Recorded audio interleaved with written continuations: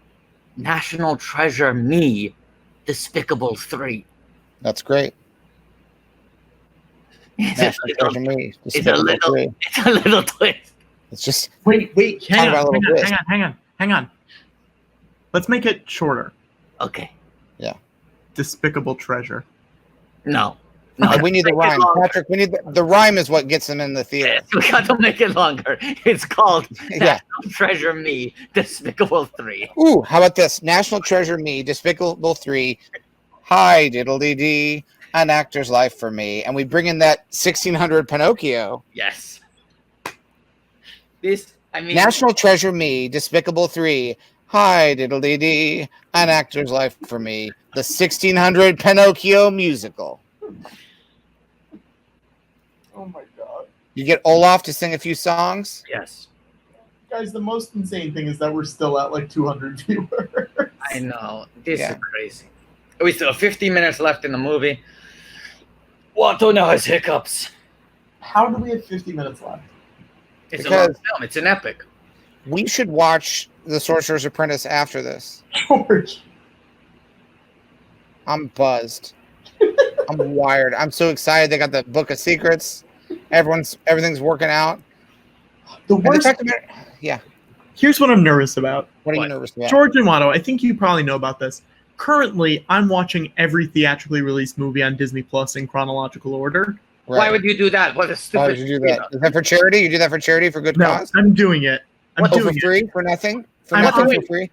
I'm on 2005, and I'm nervous I'm not paying enough attention to this movie. I'm going to have to rewatch it. Of course. Wait, are you telling me, how long has this been going on? Since November, when Disney Plus launched. And you're up to 2005? Yeah. The first theatrically released film is, what, 1930 something? 7, Snow White. You've watched 70 years of Disney films? Watto, do you live action and animated, Watto? This is fucking demented. And not for charity? Watto, how many movies do you think I've watched this year? Can I tell you this? This will drive you insane. Well, I'm just trying to tabulate. Okay, can you tell me this? Where were you up to chronologically at the beginning of this year?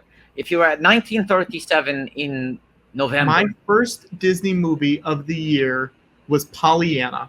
Oh boy, so that's 60s? Yeah. Haley Mills. More like holy shit. Okay, 40 years of Disney alone this year would have to be over 100 films. Yeah. And I have to guess how many other films you've watched on top of How many movies do you think total I've watched this year? Keep in mind, I've been working from home since March 10th. Right. What those And two of the movies are Scoob. Two of the movies are Scoob. Are you counting multiple viewings? Patrick, just that sentence alone is something that no one should ever say. Two of the movies are Scoob. I'm getting multiple letterbox notifications from people following me. Can I guess? Helen Mirren showed up, and we are over an hour into this movie. Oh boy! Go ahead, Watto. The Mirren has two faces. She showed up several scenes ago. Oh. She is the mother of Benjamin Franklin Gates. Yeah. Yeah. And she dislikes her ex-husband, John Voight. And so Ed Harris is trying to manipulate her onto his side instead. Yeah. Watto, what's your guess? My guess is 325. Higher or lower? George, do you have a guess? 300. Higher than both of those. 400. Lower. 360. 350. 339. 339. And it's only halfway through the year. And yeah, if you didn't notice that Helen Mirren was already in this, then it's being said in the comments you definitely need to rewatch it. I will rewatch it, and I won't count it. Because her entrance in this film is one for the history books.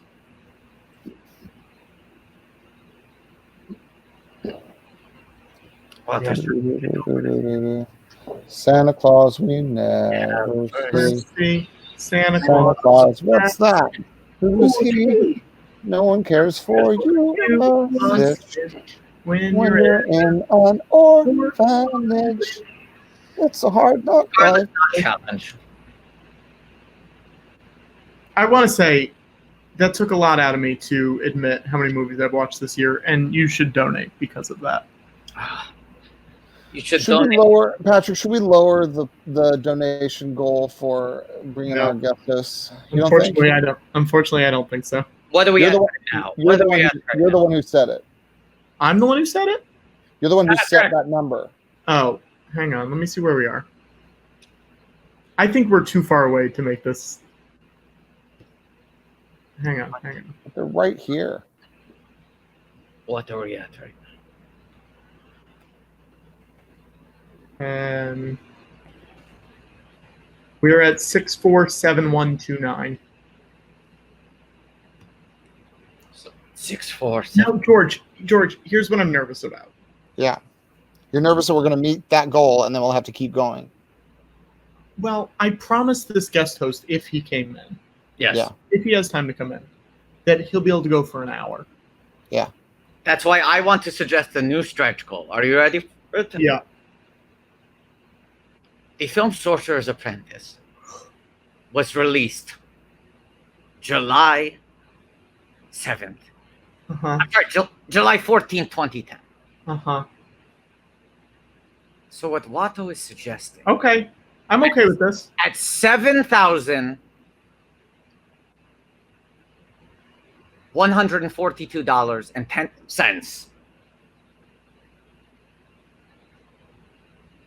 $7,000.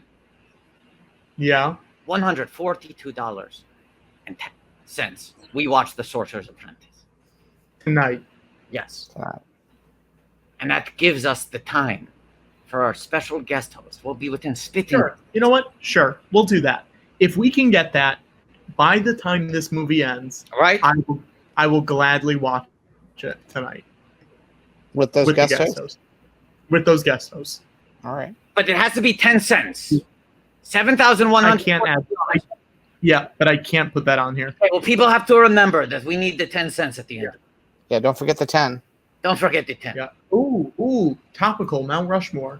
Very topical. The 10 cents is also for the 10th anniversary. Absolutely.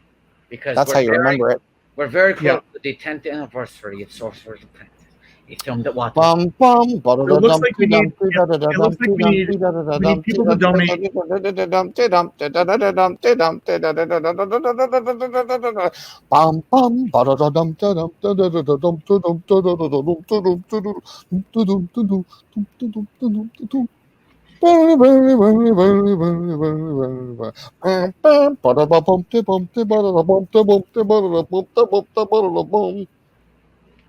I'm sorry, you were saying something, Patrick? What are you saying, Patrick? We need more $4 donations. That's what we need. I think this is a strange fixation you have, Patrick, on the $4 donation. What is it? We can get bigger ones. Yeah. Bigger ones. We're going to need a bigger donation. Haha, Steve. Classic Steve joke. Classic Steve joke. He would always make that joke at parties, and no one would get it. Like, people would be like, hey, Steve, do you know if there's any beer around? And he would say, we're going to need a bigger boat. And people would go, what? And then that motherfucker, he built his own context in which that joke played like gangbusters. Guys, I've never publicized my Letterboxd before. Let's promote it. Let's plug it. I've gotten 15 new followers. Okay, let's put the Letterboxd up on the screen. You can find it. I don't know what the link is. Quick question. Of the 40 plus years, 70 years of Disney films that you have watched at this point almost. Yeah. Right? Yeah. Which one off the top of your head do you think is your favorite and your least favorite? What is the best? What is the worst? Okay. Are we saying on Disney Plus or are we saying Disney movie? Have you only been watching the ones on Disney Plus? I have watched every theatrically released movie on Disney Plus. Right. Okay. So and some of the direct-to-video sequels. So of those films that you have watched over 70 years of Disney history, okay, what do you think is the best? What do you think is the worst? My favorite movie that I've watched on there. And these takes better be hot. My favorite movie that I've watched on there is the Muppet movie. Good movie. But that's my favorite movie. A great movie. It's a great movie. A perfect movie. I would agree with that, Watto. One of the best films ever made. Don't at me, bro. Yep, I would agree. Not technically a Disney movie, but it is now, so we're going with it. Tricky, interesting, very tricky. Okay. Yeah. What was the movie? What was the movie again? The 1979 Muppet movie. Great. Now owned by Disney. Worst movie I've watched. Yes, this I And I'll cannot say wait. this. There have been quite a few. And Patrick, I just want to make sure you toast these takes before you serve them to us, because it got to be hot. Got to be hot takes. Got to be a hot take. Well, there's a few different kinds. Oh boy. Because there's the boring one. Mm. And then there's the one where you're like, ugh, what a step down. Patrick, do you have any sausage in your house? I do. You do? Can you go get it real quick? It's frozen. Just show us the box. It's not in a box. It's in a plastic bag, George. Okay, bring out the bag. Bring out the bag. George, I have complete faith in whatever you're setting up here. I'm trying to do the math in my head to figure it out. I don't know, but I trust you implicitly. Yeah. Well, because we weren't able to do McDelivery before. Yes. And it's not breakfast time, but Patrick is serving up some hot takes and sausage. Did you say hot taters? Hot takes and sausage. Hot takes and sausage. I'll say one of my least favorite ones. Hold up the sausages when you're doing these hot takes. Oh my god, I just got 13 more letterbox. Yeah, to serve up hot takes and sausage. Hold up the sausages when you serve up your hot takes. Well, here's the thing. I think my answers are going to be boring. That's why you're holding up the sausages. To make I think the most boring one is a movie called Those Callaways. Shake them around. From the 60s. You think that's boring? That's some wild shit. It's about a family who owns like a pheasant hunting company in the Midwest in the 1800s. It's very boring. It took like at least 3 or 4 days to get through. So then, Patrick, give us the alternate. You said there are the bad ones that are boring, and there are the bad ones where you're like, what? Now we've also been watching all of the direct-to-video sequels to the classic animated movies. Wow. There's some that have been not bad. There are some that have been bad. And I would say the one that was the most disappointing was Atlantis 2: Milo's Return. Now, do you know the backstory of Atlantis? I do. Milo's Return. Do you want to tell it, Watto? Yes. They They were very confident. They were hoping that Atlantis would launch a franchise, the likes of which had not been seen since Star Wars. So they were not only in the early stages of breaking story on a full theatrical Atlantis sequel, but they were also moving full speed ahead on an Atlantis TV series, an animated TV series. And then the film came out, it underperformed. They immediately shut down all idea of making a proper Atlantis 2, and they stopped production on the TV series. And they took the 3 or 4 episodes of the intended TV show that had been produced, and they just put them together and called it a sequel. Yeah. It was not meant to be a movie. It was meant to be 4 episodes of a full season of TV show. Okay, so now here is something that I found fascinating. Yes. Beauty and the Beast 3, also bad. Is that is not Enchanted Christmas? Yeah. No, that's 2. That's 2. Belle's Enchanted Christmas. Yeah. 3 is like Tales from Belle or something weird like. I can't remember what it's called. Tale as old as Belle. But here's what I want, and I think someone in the chat can do it. I've been too lazy to do it. Beauty and the Beast 1, 2, and 3 all take place within the time frame of Beauty and the Beast 1. Whoa. You want someone to assemble the ultimate cut. It's not a hold on, it's not a prequel. Not a prequel. It's not a sequel. I believe there's one scene that takes place after, but it's like one small scene. But this is what you're proposing. This is much like The Godfather, the complete story. Yes. Where they re-edited it for TV in chronological order. They said Francis's intention be damned. Yes. Putting everything in the exact order that it happened. And you want someone to do a Godfather cut of the 3 animated Beauty and the Beast. And I think if you do it, we'll watch it. Absolutely not. Don't say that. You're a fucking lunatic. Watto. We didn't agree to that. You don't think that's a fascinating idea? I think it's a fascinating idea for you to watch. Okay. It just feels like everything we've asked. Patrick, I don't see any shaking of the sausages. I put it back in the freezer, George. Well, now your takes are going to look cold. That was the you might as well put your takes in the freezer with them. They're getting really cold to the touch. These takes are frozen solid. Patrick, it was an optical illusion, like a short person wearing vertical stripes. You see, your takes were not that hot, but we thought if the sausages were colder, the takes would look hot in comparison. We were trying to help you. Look where we are. Look where we are.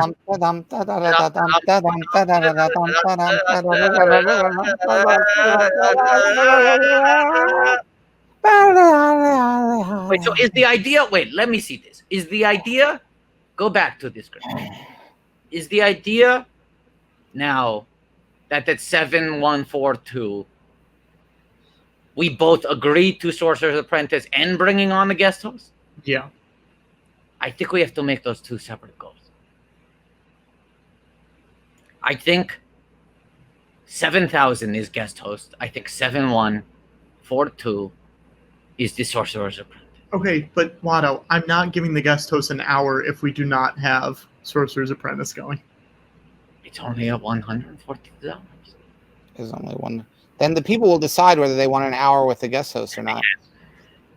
Okay. But Otherwise, the guest host only makes a very brief appearance.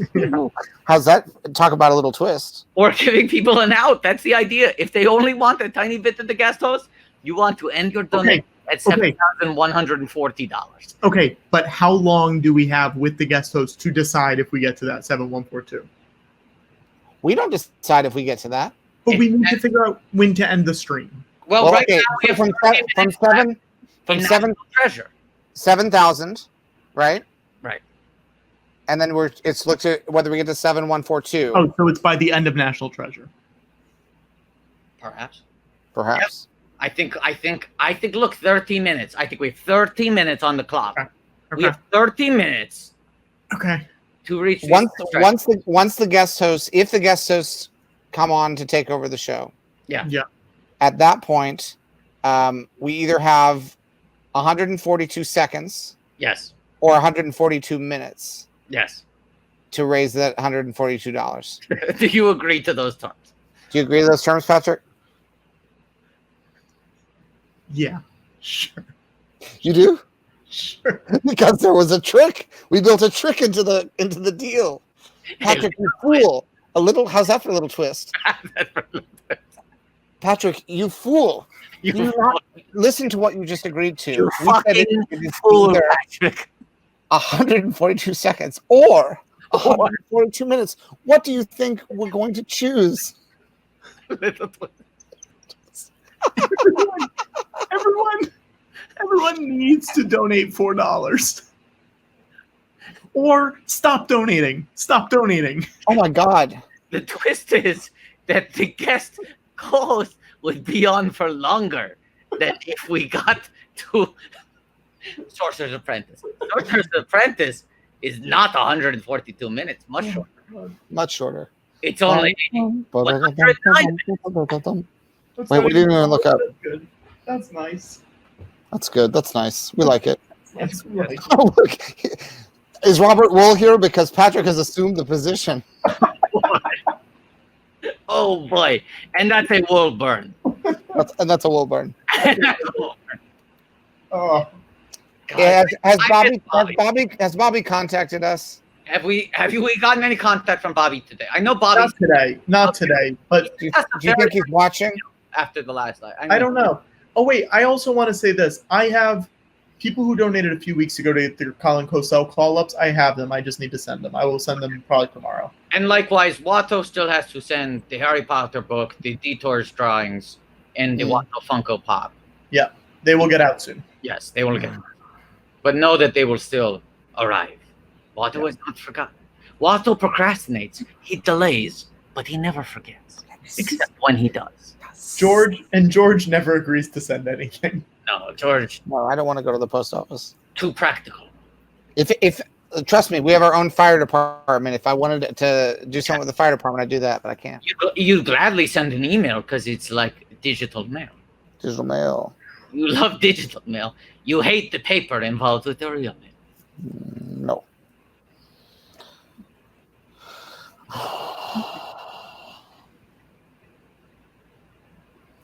Oh, Waff Stewart reminding me. Yes, there's a Watto video, a very specific Watto video you asked for. Watto is still trying to track down the materials necessary to make that video to your specifications. Yeah, everything takes a little while longer this year than it would have normally. That's why today's live stream is lasting so long. That's why. Just takes a little bit longer. Who thought this would have been the longest?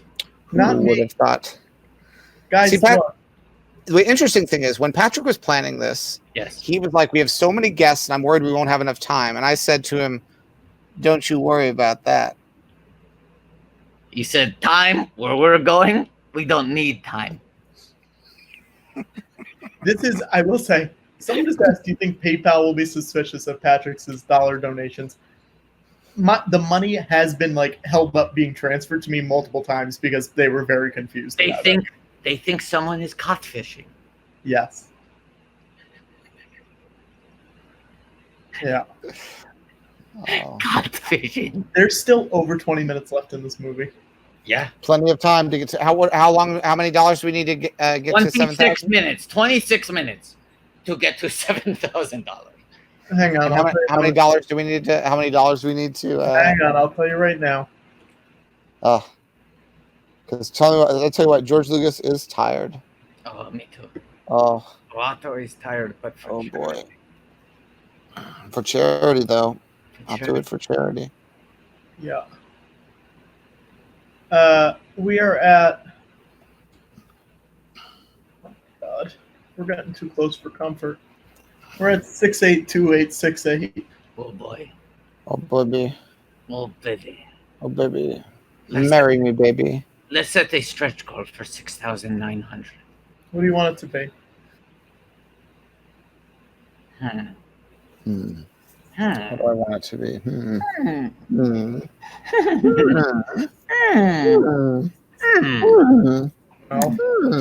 No.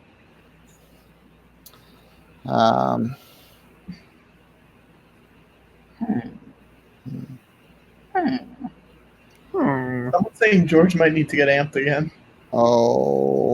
Okay. At 6,900, would you get amped again? Yeah, I'll get amped. Okay. George, is your staff concerned about you because you're staying up so late all these times? Sometimes, yeah.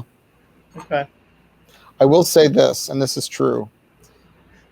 I think the staff have gotten used to these Sundays where I do this because there was a point where I went back inside.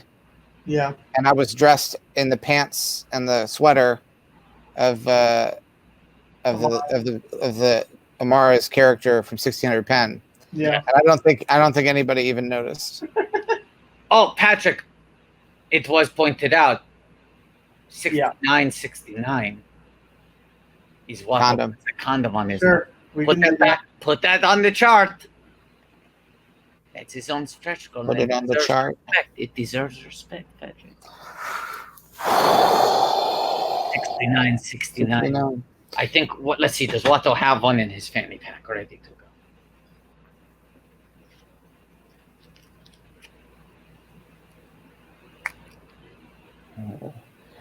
I mean, listen, all we're asking for is like $400, you know? Nose is for a condom.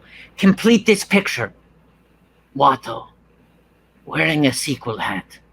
The 3 principles of Penn and Teller fool us drawn on his face with Sharpie. And a condom on his nose. Complete the picture. Please. Bum bum ba-da-da-dum ta-dum ta-da-da-da-dum ta-dum Another stretch goal, Patrick. Another stretch goal. Hang on. Let me put in the. Fill in these gaps because we got to mind the gap. Ding loose time. We have to fill them in. Yep. Hang on one sec, Lotto. Let me just add this up.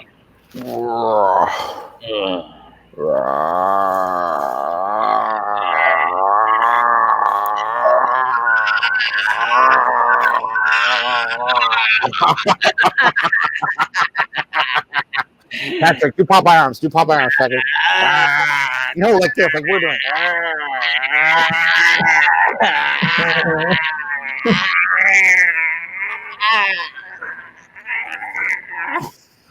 Okay, Patrick, where are we at? We are at stretch goal. We are at. Oh God, I hate to even show this. Marvin Hamlish 51 saying importantly, Watto has a lot of unused condoms. Yeah, you think Watto has a lot of used condoms? He's in fucking quarantine. Watto's prepared to never have sex ever again in his life. Why do you think he's so willing to put condoms on his nose? He's got condoms to burn, baby. Okay. Let's get serious here. 6969, Watto knows condom. Watto knows condom. 6969, Watto knows condom. 6900, George gets amped. Watto knows condom. 7000, George brings on a guest host. 7142, Sorcerer's Apprentice. Let's bridge that gap. At 7100, Watto opens a bottle of O'Leary fine wine. No, Watto. Yes. Watto, hang on. I have a question for Watto. Yes. How many bottles? It was cheaper to buy several. He got the shipping discount. Oh, no. Now, we should tell people what time the stream's starting next week. Oh, yeah. That's a good little bonus. So what time does it start next week? It's starting at 8 p.m. Eastern time. Eastern time, so... Eastern time, 8 p.m. Pacific. 5 p.m. Pacific. 5 p.m. Pacific. A little later because it's a shorter show. It'll probably be a shorter show. It could be. It might not be. Here's the thing we consider. What if it isn't? What if we do a 10-hour non-fundraiser episode? What if that? Non-fundraiser. Hold on. Non-fundraiser. I have a 2-hour show here. All right, this is. You see this? This is a little Penn and Teller fool us. Okay, a little magic. All right, I've got a 2-hour show here. Okay, you see it? Yeah. Patrick, you see it? Yeah. You see it? Yeah. Now watch. Look how long the show just got. We'll say I don't think it's going to be a fundraiser. No. We may have a donate tip jar. We haven't discussed this yet, but it will not be a fundraiser. I don't need the money. I'm a billionaire. Don't donate for me. Don't donate for me. I'm a billionaire. I don't need any money. What you think I don't have work in 2020? Why would I spend all my Sundays working on just giving money away? See this 2 hours? See this 2 hours? And Patrick, I'm a Toydarian, so your mind tricks don't work on. All right. Watch this. I mean, come on. Come on, Patrick. Let's do a little refresh. Patrick, do you work on the Monday after the show? No, I take it off. It's great news. It's great news. It means Monday has no meaning. I know. That's the problem. Oh. That day is ready to be thrown away. Take your Monday and throw it in the trash. It's a write-off. It's gone. Monday's a write-off. Because Sundays are right on. Right on, baby. Right on. That's the new tagline. Ooh, look what happened, Patrick. All night. Patrick, look what happened. Hold on. George is going to get amped, and we're only George's ooh, hold on sounded very Goldbloomy. Yeah, sounds like he's getting amped. Who's more amped than Jeff Goldblum? That's a great point. We're only $60 away from a little condom going on a big nose. Guys, you have 20 minutes. Please stop donating. I'll say this. Hang on. I'll say this. If we do not get one more cent, I will throw in $200 after this movie ends. What? I don't understand. If no one else donates, Why would you encourage that? We will stop, and I will throw in $200 after the movie ends. Patrick, why would you encourage that? That is my promise to you. Why would you do that? Patrick, why would you do that? That is my promise to you. Patrick, why would you do that? Now, Patrick, can you bring back up the screen with different donation amounts for the Museum of Moving Images? Yeah, I haven't been keeping up with it that well, but I think we should probably stop because I think people have donated enough that I can fill these brackets. Can we see? Can we see? What do you mean stop? Stop talking about these donations. Can we just see really quick? We can see it. We can see it. And if you guys have filled this certain amount of money, I will probably reach out to you and see if you want to upgrade or fill this tomorrow.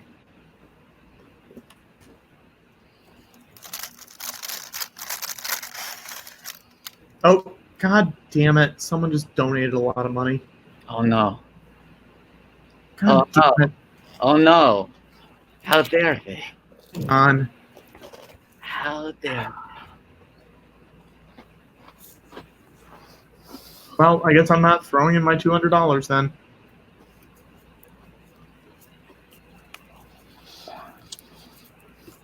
What are we at? What are we at? Hang on, you're at...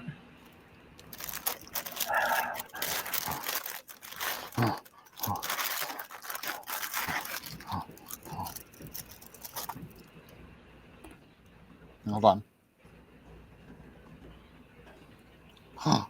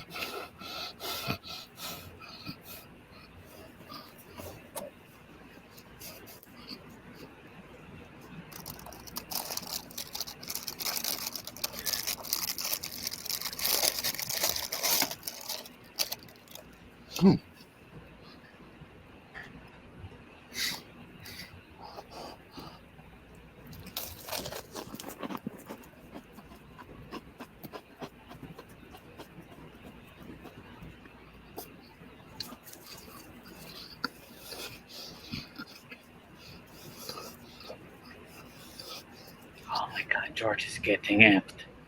George, what are you doing, George? $1.08 away from me putting a rubber on my nose. Now, we only have a few more minutes to hit 7,000. And then how many minutes do we have to hit Sorcerer's Apprentice after that 7,000? Well, either 142 seconds or 142 minutes. You know what, Patrick? We're probably not going to make it, right? Oh, boo-hoo. Mm-hmm. What? We tried. What our a best. shame. What a pity. What a shame. What a pity. What a shame. What a What a shame. What a pity. What a shame. The thing is, and here's the thing is, if we don't make it to 7,000, not only will we not get to meet our guest hosts, no, we'll never even reveal who it was going to be. They'll never know. We should just give up. We should throw in the towel. It Now, will never happen. Watto, I just thought of something. What? Your sidekick that you want to bring on. My good friend, he's been sitting on this couch for so long. What's his face going to look like when he comes on? What do you mean? His face? It will look like his face. What do you mean? Oh, okay. I didn't know if he had been watching along, like, also... Here's what this face will look like. Excited to finally get some screen time. Sure, but his skin will be totally normal? Yeah, what the fuck are you? What kind of question is that? Who asked that? Well, shame on you. Patrick, what does that mean? His skin will be totally normal. What does that mean? Patrick, imagine I said, hey, do you mind if I bring a friend to your party? You said, what is his skin going to look like? Is it going to be normal? Talk about getting canceled. Uh-huh. Oh, man. How dare you? Hang on. I just want to say, I'm not in a good mood. Great. It's a good thing we're not going Patrick, to hit our goal. you are smiling from ear to ear. A really bad mood. You should, so someone should tell your face then, because you look like you're having a good time. George. George the jungle. George. Bye, everybody. Look, I want to thank everybody who's donated on the live stream. I'm going to get my friend and bring him out here. I'm going to go to sleep because I'm as tired as a bat. I'll handle the stream. I'm going to get a friend. I'm going to open a bottle of wine. I'll handle the stream. It's fine.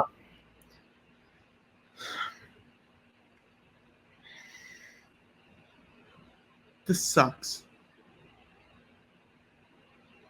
This sucks. Remember when the Fizzy Boys were on and I was like, it's so late. We need to start this movie because it's going to be so late. It's 1 a.m.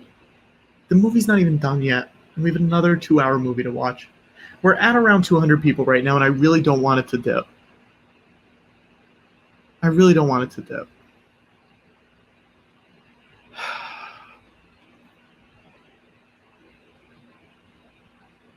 This movie has 10 minutes left.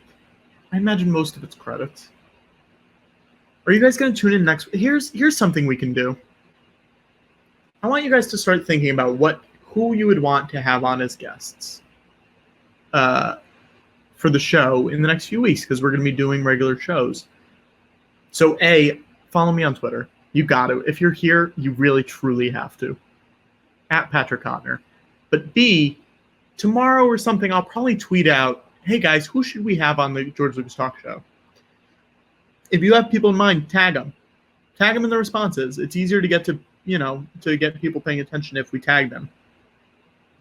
But I want to really, people you think will have fun, will play with the show, and will, really, really mesh with everything. Because we're going to conceivably be doing this every week. So just think about it. And the more people you tag, and if you see other responses, go fave those. Go fave those. Because that would be, it's very easy to, see what's going on. I'm going to wait.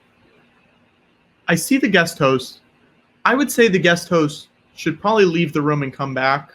So his, I would say the guest host should leave the room and come back so his name is correct.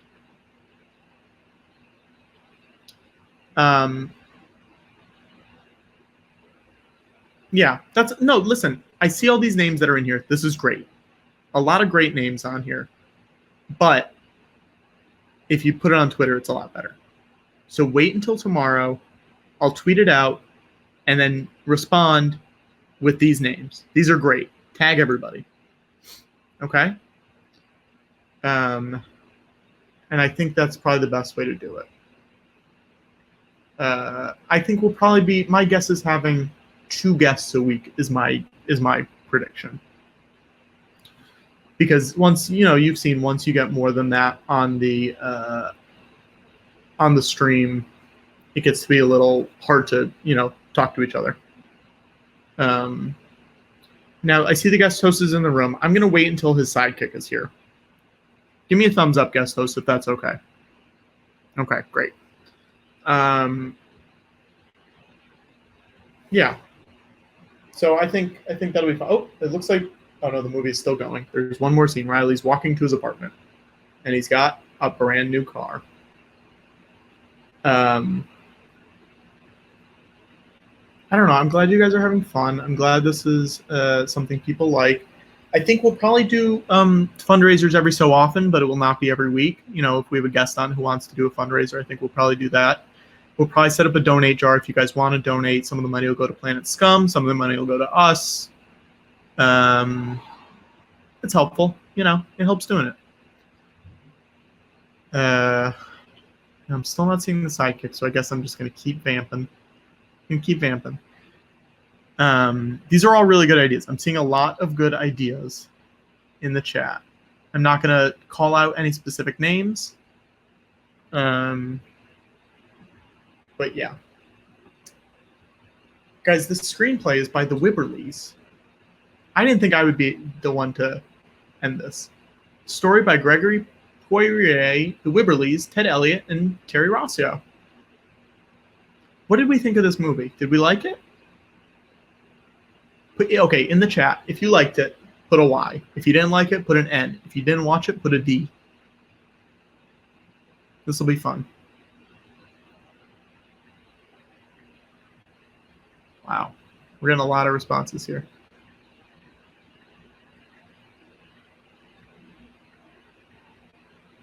Now, something else to keep in mind. We might not do it at 8 p.m. every week, because if we get a guest that is, West Coast or England or something where they need to be, the time doesn't match up, we might change that. But we'll see. We'll see. So even if you have guests that aren't in our time frame, our time zones, tag them anyways, and we'll see what we can do.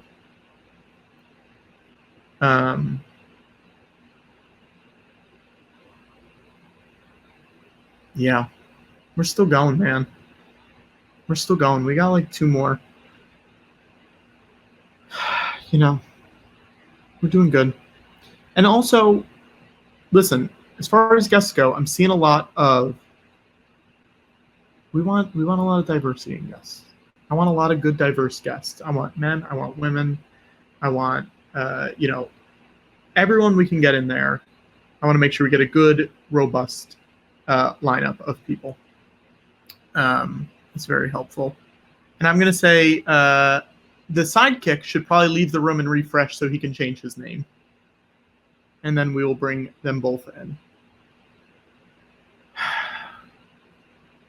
Yeah. We're having a lot of fun here. I really appreciate you guys still sticking it out. I believe we'll be getting started in 1 second. People are suggesting a lot of names for people we've already had on the show, which is great. So, and also I want to say a lot of these names, I will not remember a lot of them because there's so many. So be sure to tweet it in tomorrow when I put out a post asking who should we have. Also, this stream will go up. It'll be live on Tuesday on YouTube. If you guys could retweet it, that'd be great. Get it in front of your friends. Post it on Facebook. Post it on Twitter. All that stuff. It'd be really rad. Just because more people on this would be awesome. Is there a list of past guests somewhere? Not really.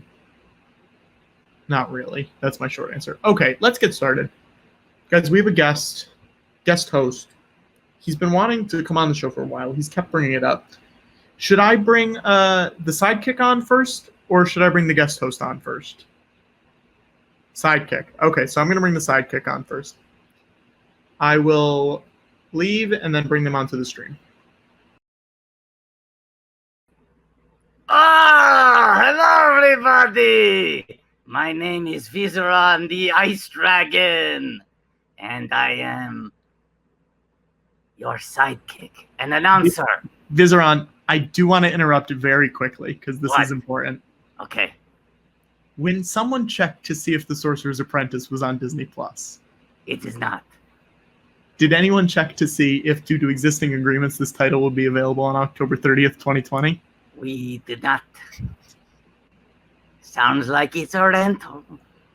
Oh, no. Or is it streaming somewhere else? This is not my problem. These are wonderful problems. He's the one who made it. And now he's sitting on the other end of the couch drinking wine. Because I am Vizeron, the Ice Dragon, the announcer and sidekick for the George R.R. Martin talk show. A talk show hosted by not retired novelist George R.R. Martin. A man who is very much still working, actively writing a novel. But he just wants to take a quick break from writing that novel in order to host the talk show to showcase his startling personality. Please welcome to the stage, a very different man than the host you've been watching for the last 9 hours, George R.R. Martin. Oh, hey. I'm just working on writing part of the Winds of Winter, my new Song of Ice and Fire novel that I've been working on for a long time. So it's time for a break. I just wrote another great part of it, and it's pretty good. I think it's turned out really good. I just write a little bit when I feel like it, but it's nice to be able to do something else and just take a little break. Hey, I'm with you. I don't love just having to fly around shooting blue fire out of my mouth. I love to just be able to talk like this. A talk show format, raise money for the Museum of Moving Image. It's so good to see you, George. Oh, it's so good to see you, Vicerian. I'm very, it's just nice. I'm exhausted. Do you want to hear what I wrote? I'm going to go ahead because I've been writing every day. I write a little bit. I'm sure you're writing so much.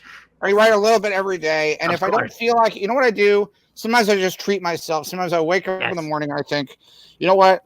Maybe I won't write anything today. No, but you wouldn't do that to us. Yeah. And so here's a little bit. Because obviously, if you've watched the HBO show, the Game of Thrones, you've probably seen some of how it ends. And these are what the next 2 books are going to be, the things that I've already seen, but written different. Yes. Because obviously books are different, and I'm going to catch up with them eventually. Yes. Don't you wait. Just wait. So this is... Don't you wait. Don't you wait. Don't you wait. Patrick?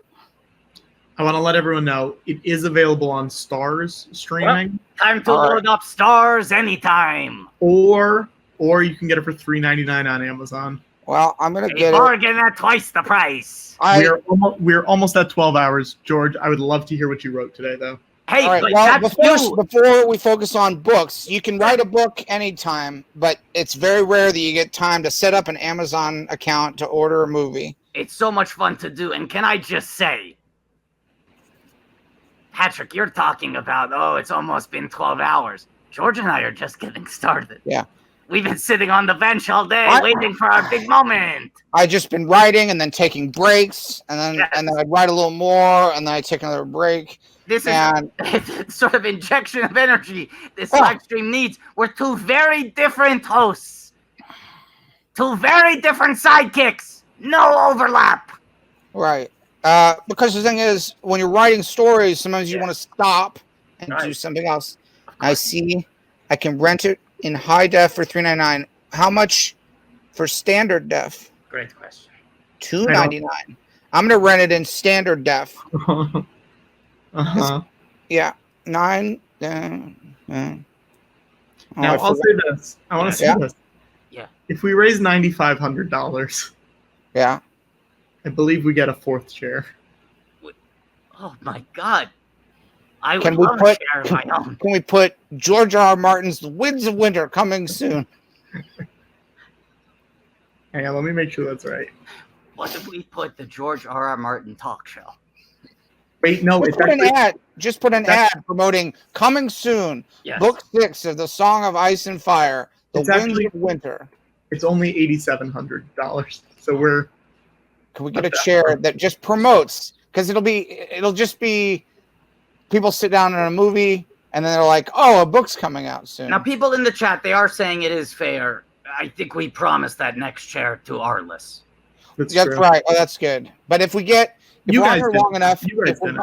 if we're getting on, no, but I was watching the stream from inside because I didn't want to write all day, so I thought, they're doing a 1,600 pen marathon. This sounds like the type of thing that I could spend all day doing instead of working on my book. And I was sitting here on the couch right next to Watto, who's just right there now drinking wine with a condom on his nose. Yeah. Vasirian, you should blow your ice breath on some of Patrick's takes to warm him up. I know, it's almost like that should be a stretch goal. So anyway, are we ready to buy? I'm going to rent it for. Or are we not there yet? No, let's do it. Let's do it. Okay, I'm going to rent it in standard def. That's what I'm recommending. Wow. Standard def, $2.99. And Visterion is just pulling it up on Stars anytime, an app he has. Hey, Watto, someone's asking how much to put a condom. Oh, hey, Viserion. Watto is over here. He's off the clock. No, here's why I asked. Hey, Watto, can you let us borrow the condom if we raise a certain amount of money to put on Viseron's nose? Let me ask. He said yes. Okay, how much money would it be, Viseron? Or Watto, I guess. Let's pull up the chart. Pull up the chart, and I will tell Watto some of the numbers available. 74? Hold on, I'm running them by Watto. I'm going to take this moment to write a little bit more in the winds of winter.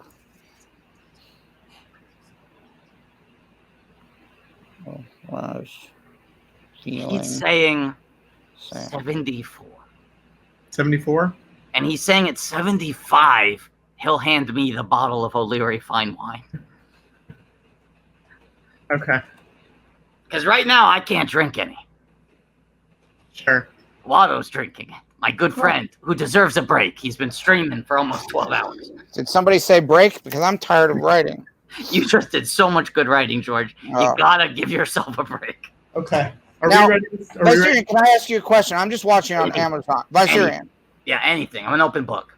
Tell me about the Stars Anytime. I could watch it anytime?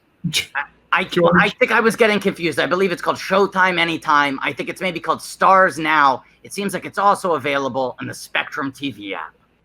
But if I subscribe, I could spend any of my time watching it. No, that's Showtime. You could watch Stars Now. You could watch Showtime Anytime. Guys, okay. We got Good to know. Good to know. This movie. Patrick, we're guests on this show. Please be gentle with us. This is how I treat everyone. I'm trying to activate Stars on my Apple TV. Give me a moment. Oh. It's not even my Apple TV. It's Watto's Apple TV. That's why it's taking some time. Jesus fucking Christ. This guy. This guy. We're here trying to start a whole new talk show, and he's dragging us down with this old George Lucas talk show energy. Not my problem. No. Activate .stars. All right. How do we activate it? All right. Hold on. Hold on. Oh, I just thought of a sentence for my book.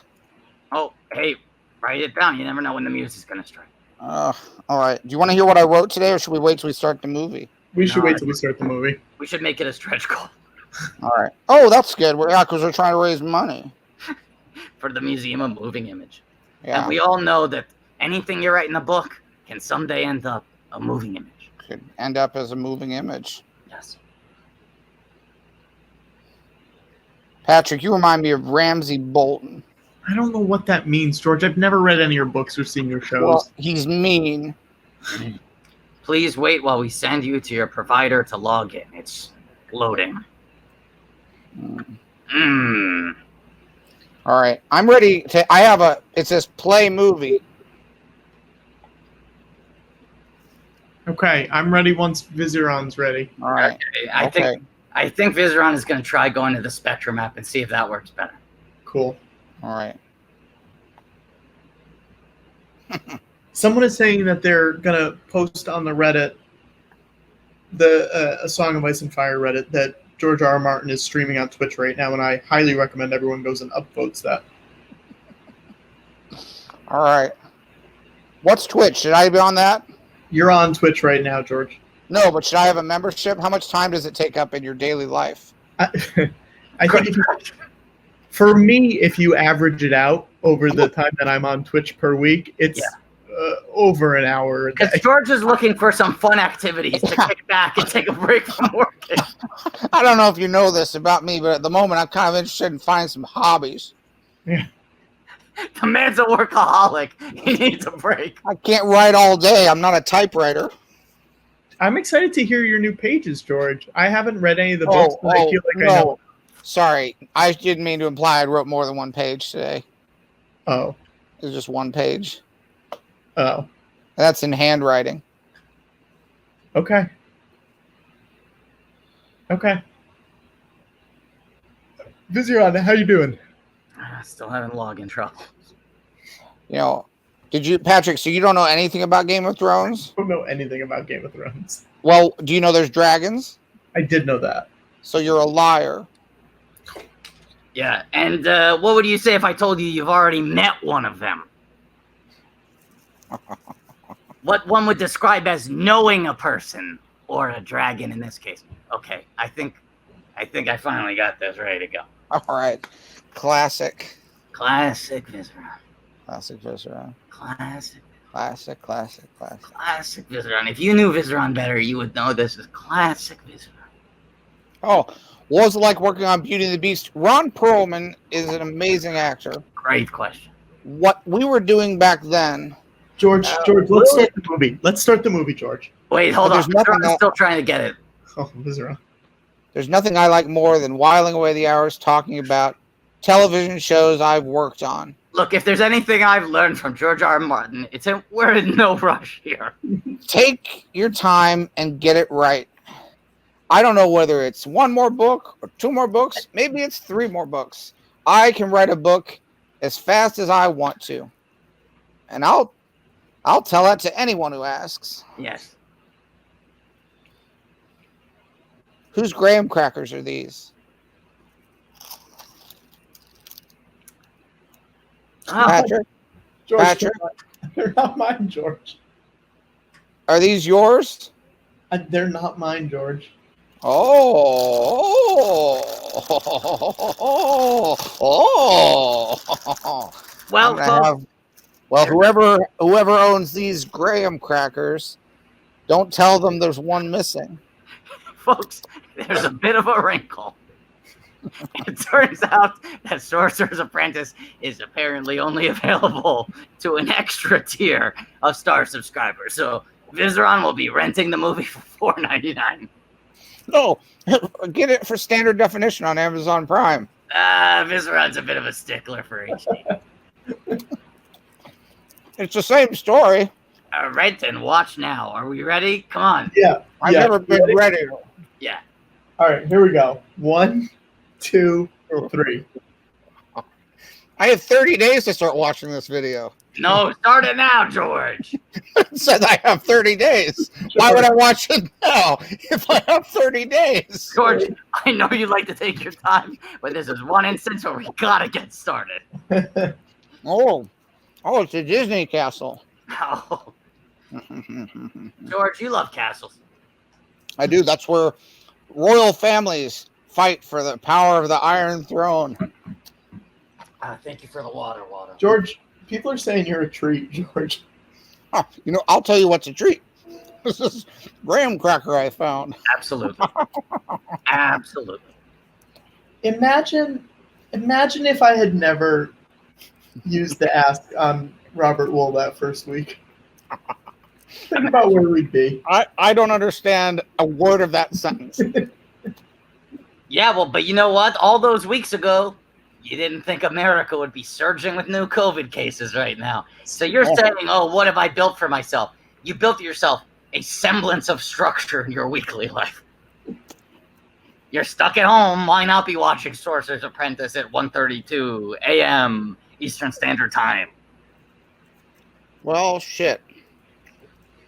Some of this is what I wrote for Winds of Winter.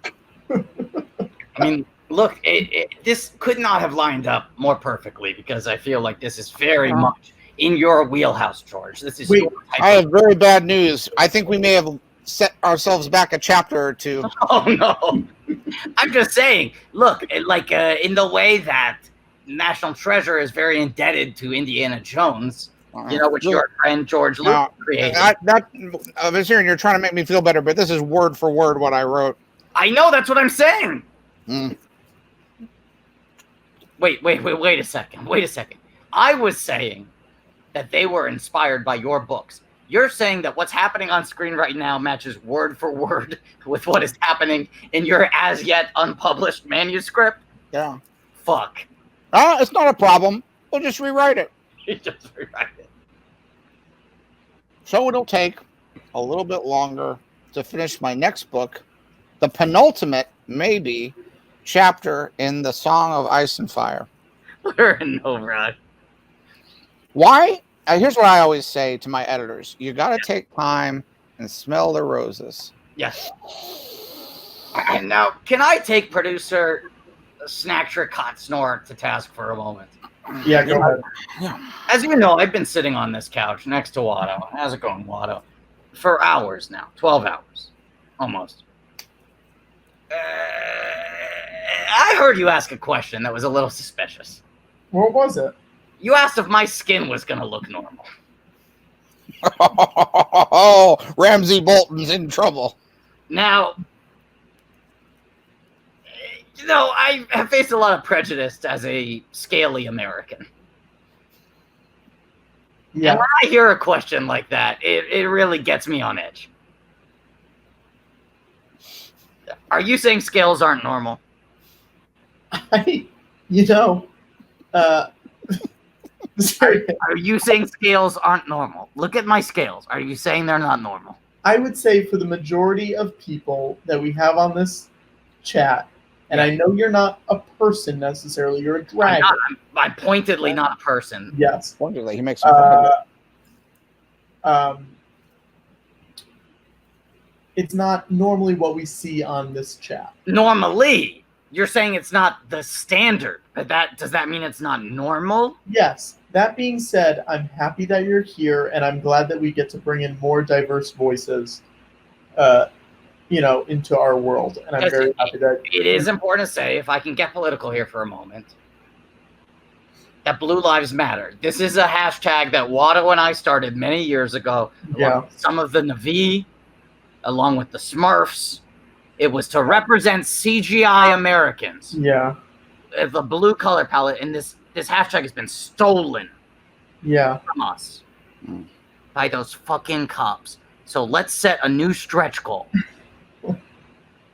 For Vizirian and his friends to tweet out hashtag Blue Lives Matter? No, for Vizirian to rap all of fuck the police. Oh no, Vizirian. I've never gotten the chance to do this on a live stream. There's got to be another song, Vizirian. What song would I say? I never had the chance. Can we come up with an alternate song in the chat? Patrick, I have a question for you.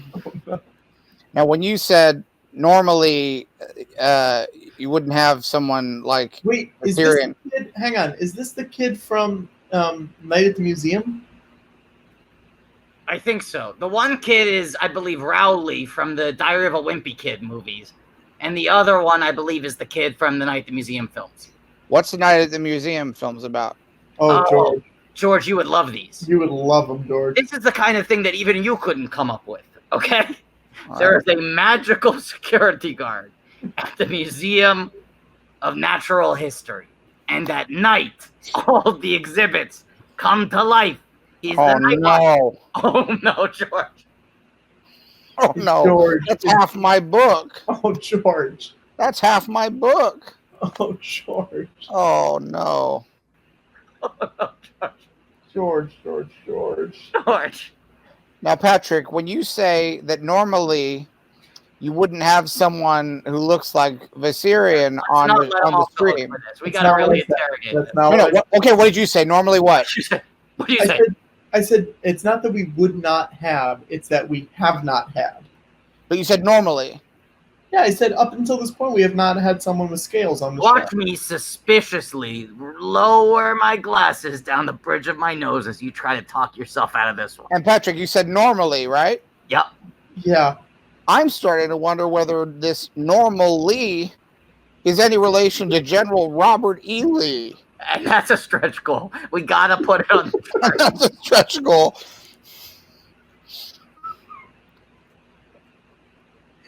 And that's a stretch goal. Bring up the chart. And that's a stretch goal. We're going to meet. If you want to know if normally is related to Robert E. Lee, that might be a stretch goal. Now, if you want to know, General Robert E. Lee had a very normal cousin, you might be a stretch goal. Shall I read a little bit of what I wrote today? Yes, please.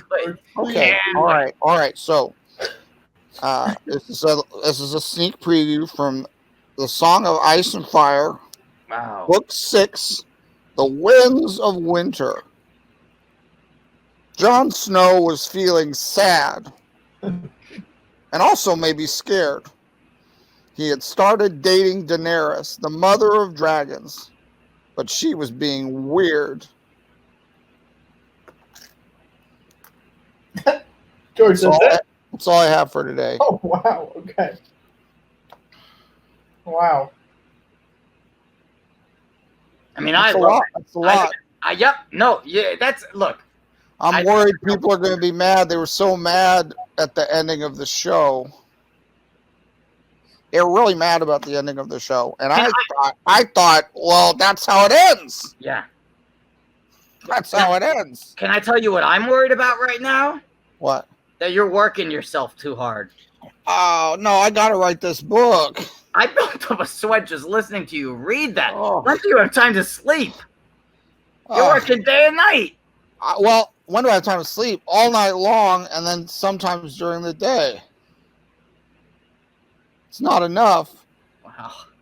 You need to find more time. I think you gotta practice some self-care and try to write a little less per day. I know it will hurt you because you love getting this book done.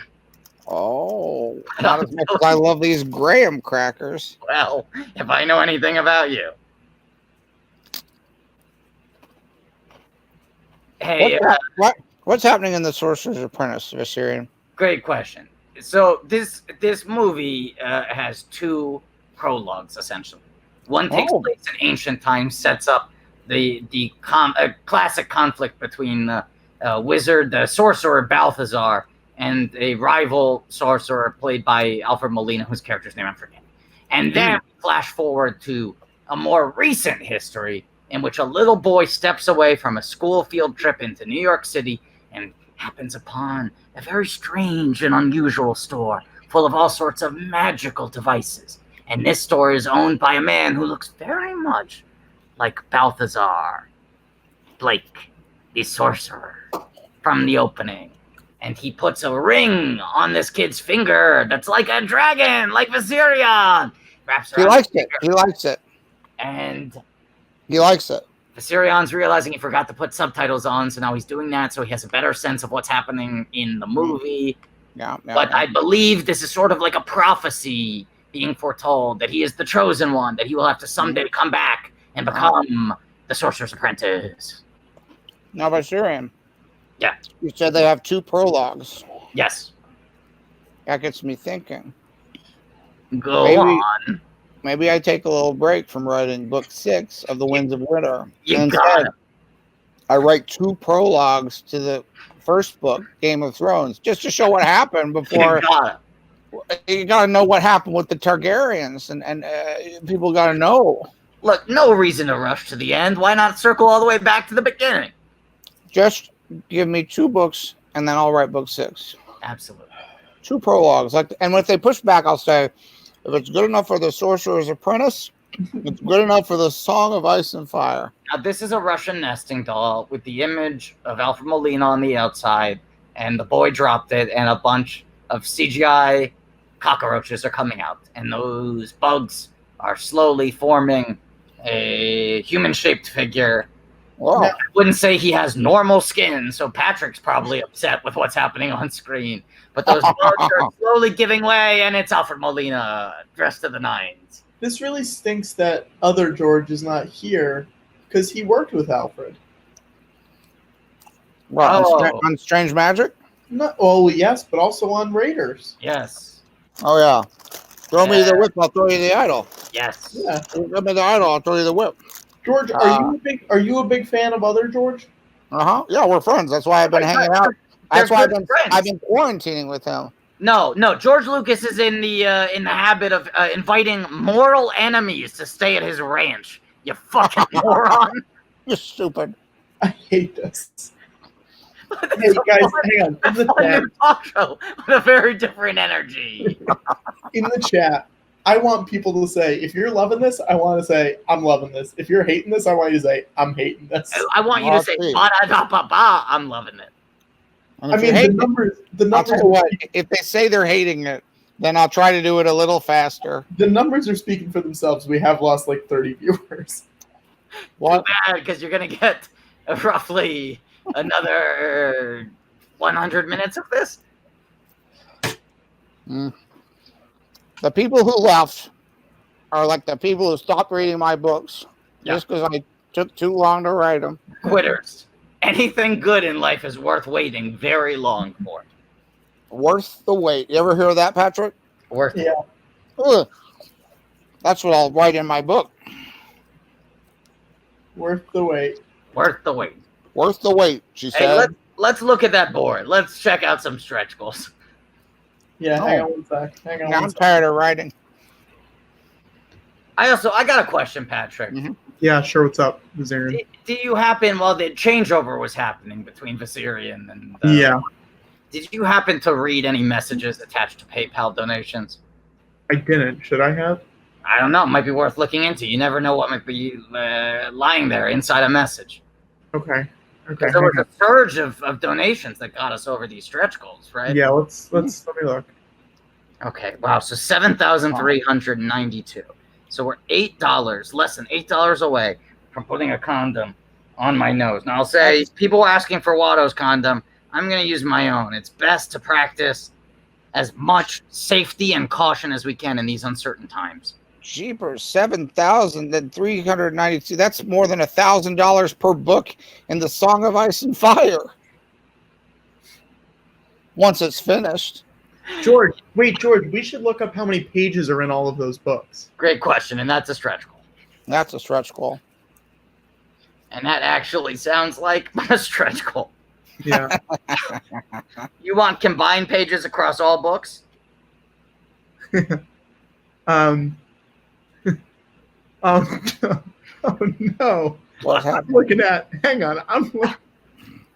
I'm looking at money that was sent in. Is there a note attached to one of those donations? Yeah, there is. Is it a large number? It was a large number. It was $243.75. What a particular number. And the note that was sent in says, "Please make me a Momi aficionado. Please also read this message on camera. Sincerely, Watto. P.S. I own you, Patrick. I fucking own you. You have no free will. You do whatever I tell you to do." Wow, it sounds like he really called a shot there, because you certainly read that message on camera. Wow, Watto sounds like Ramsey Bolton. Watto, you crazy for that one. That's my good friend Watto. Wow. But I'm a very, very different creature. Wow, that's a little twist. That's a little twist. You thought you weren't going to make it, but in fact, talk about a little twist. Watto put his own skin in the game, and I'm glad how closely you guys were watching the streams. Well, what else is I gonna do? Write all day? You're on the fucking couch. I don't know. I don't know what Watto has in his apartment. So dumb. This guy's so dumb. Wait, who is this other guy? Who's Jay Baruchel's friend? What's he in? Omar Benson Miller. I feel like he has been talked about in previous live streams. I don't remember why, but I feel like he was discussed in previous live streams. He was in the film 8 Mile. He was in... Oh, I know what he was in. What? The show that ripped off our good buddy Arliss Michaels. No. Ballers? Ballers. He's a star. And when I say our good buddy, I mean the chat's, not yours and mine. No, I'm friends with Bobby. I've been watching every week. I feel like he's a friend at this point. Every week I email him some Arliss fan fiction that I've been writing. Oh, wow. It's just a little writing exercise George does to take his mind off. Every week I try to write at least one novella set in the world of super sports agent Arliss Michaels. We should make it clear, at this point, you have written over 900 pages of Arliss fan fiction. It's easy. Once you get the story going and the characters are in place. Wait. Tap. Here's something. What? He plays Raphael on Rise of the Teenage Mutant Ninja Turtles. Now, here's a guy, Omar Benson Miller. That's the voice of a Teenage Mutant Ninja Turtle. That's the voice I want when I'm thinking about turtles. Okay, why are you saying it in that sort of pointed way? Because I just feel like people today, they don't know what kind of voice turtles should have. And they're very quick to be like, oh, this person should voice the turtle. This person should voice the turtle. No, Omar Benson Miller, that's my turtle. I don't know. It sounds pretty easy to me. Name a turtle. Yertle. Come on, don't be smart. Oh, you want me to name one of 4 turtles? That's not a lot. Yeah. Michelangelo. Hey, man, party time! Give me a pizza! Donatello. I'm working on tech. I'm Donatello. Let me type in my computations. Raphael. I'm a hothead. Don't let me at him with my sigh. Michelangelo. You already named me. It's time for another party with pizza. Patrick, you brought a tortoise shell to a turtle fight. Raphael, Donatello, Leonardo? Leonardo. I'm the leader. Very serious. Responsible. That's 4 turtles like it was nothing. Splinter. Give me a Splinter. Vizirian, can you do Splinter? My sons, listen to me. I have trained you well for this moment, but now you must rise out of the shadow and take on Shredder and the foot soldiers yourself. Vizirian, can you do Shredder? I will eat those turtles for turtle soup. I assume that is my motivation. I want to eat them. Vizirian, can you do Krang? Is that Teenage Mutant Ninja Turtles? Yes, I can do Krang. Here I am inside my android body. Vizirian, can you do Bebop? Oh, come on, man. We're here trying to remember how Bebop sounds. Vizirian, can you do Rocksteady? I think Rocksteady sounds a little bit like Bebop. These are maybe new takes on old characters. Vizirian, can I write a Teenage Mutant Ninja Turtle character? Yes, please. Come on. Vizirian, can you do April O'Neil?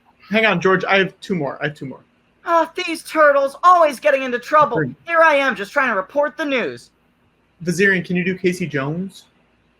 Hey, man, don't get too close to me or I'll attack you with my various items of sports equipment. Vizirian, can you do Orko? That feels like it's stepping on someone's toes. George, what were you saying? I just know there's a new He-Man series in the works. I wanted to hear Vizirian's take on it. I was gonna pop over to other franchises. Oh, you want Vizirian to have his own radical take on Orko? Yeah. Hey, baby, I'm Orko. Wow. I mean, I gotta make it my own. Wow. These are the smooth sounds of Orko. Wow. Look, I feel like maybe I'm not the right casting for Orko. I got a lot of range, but Orko, it feels like you need to bring in a specialist. Sure. Now, I know this means nothing to you guys. Boo, boo, boo, boo, boo. I'm Orko. What? But I believe I just got an email with a torrent link to an episode of Hollywood Game Night. Oh, what's that? It's a show. I think Jane Lynch hosted it on NBC. It's still running. I don't know why you're talking about it in the past tense. Episodes as recently as the 28th of June. But was it running consistently, or did it come back in this time? I don't know. What's the fucking difference? 6 seasons total. It seems to be counted as one continuity. Yeah. Can I ask why anyone would have access to a torrent of episode 5, season 1 of Hollywood Game Night? I don't know. So what are you saying? It sounds to me like that might be a stretch goal. Not for tonight. What number? What number? Oh my God. As Lil Pearls is saying, oh my God. What number? At $10,000. Yeah. You agree to watch Hollywood Game? Yeah, sure. What's the number? 10,000. Yeah, and we haven't moved at all. We are $7.45 away from Vizirian putting this condom on his big scaly dragon nose. Vizirian, I want to write. I just came up with a Teenage Mutant Ninja Turtle. I'd like you to make. It's brand new. I'd like you to do a voice for it. It's great because Vizirian's been trying really hard to get into voiceover. It feels like that's where the real money is. And I've done so much on camera, but non-speaking. All right. I want you to do a character that's called. Water. Thank you. I want you to do a character named Cranch. Okay.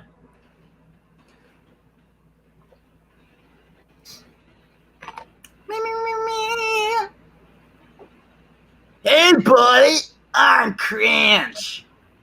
Can you handle my Cranch-tacular attitude? I didn't think so. P.S. No teachers allowed. We don't like them here in the Kingdom of Cranch, where fun rules and rules can go fuck themselves. Oh. Yeah, Cranch has got an attitude. That's the extra kick you get when you put some ranch in some ketchup. I'm talking about Cranch. That's very good. I really like that. I really like that. Cranch is kind of like a hip, edgy new character for the kids. What's happening in the Sorcerer's Apprentice? I can't follow it. Great question. So, I got distracted by what we were talking about. Of course. I mean, who would? The Alfred Molina character has somehow come back to life. It seems like he's trapped in a vase owned by rich people, and now he's come back and he's tracked down the young boy from the beginning of the film, who it seems is destined to become the Sorcerer's Apprentice. And he's in Queens. He's in Queens, location of the Museum of Moving Image. A hot spot.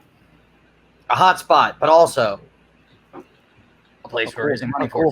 A cool place. The most recent episode of Hollywood Game Night aired 6 hours ago.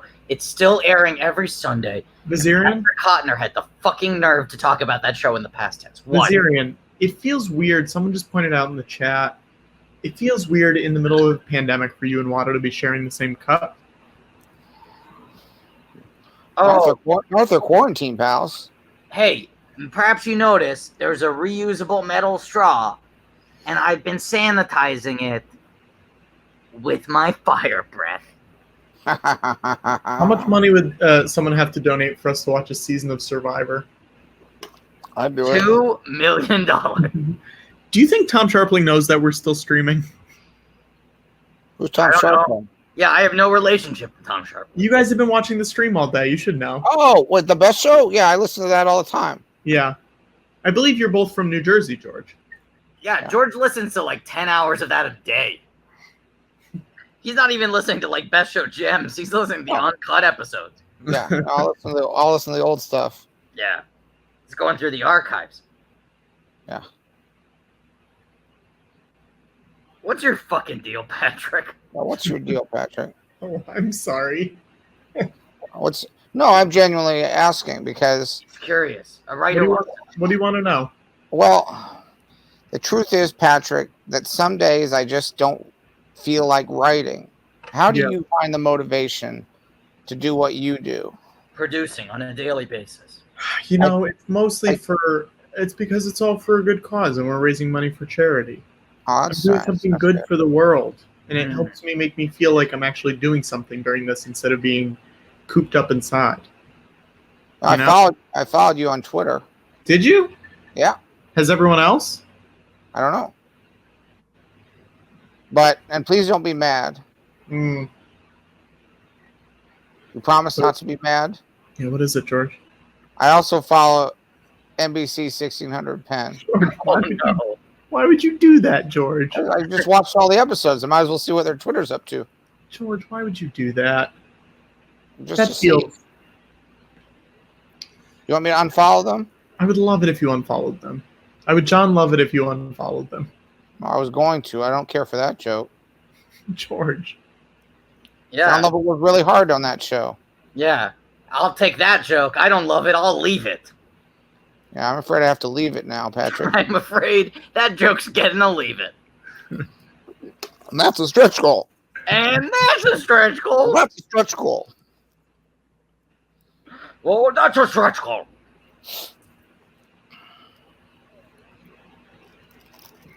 What's your fucking deal, Patrick?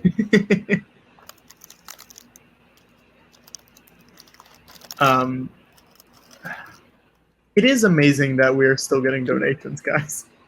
It's amazing that people want to help other people. That's the whole theme that I write about is people who have good intentions, people who have bad intentions, and the way that the world encompasses both of these impulses. Yes. You know, someone like Ned Stark, he means well, but the world is cruel.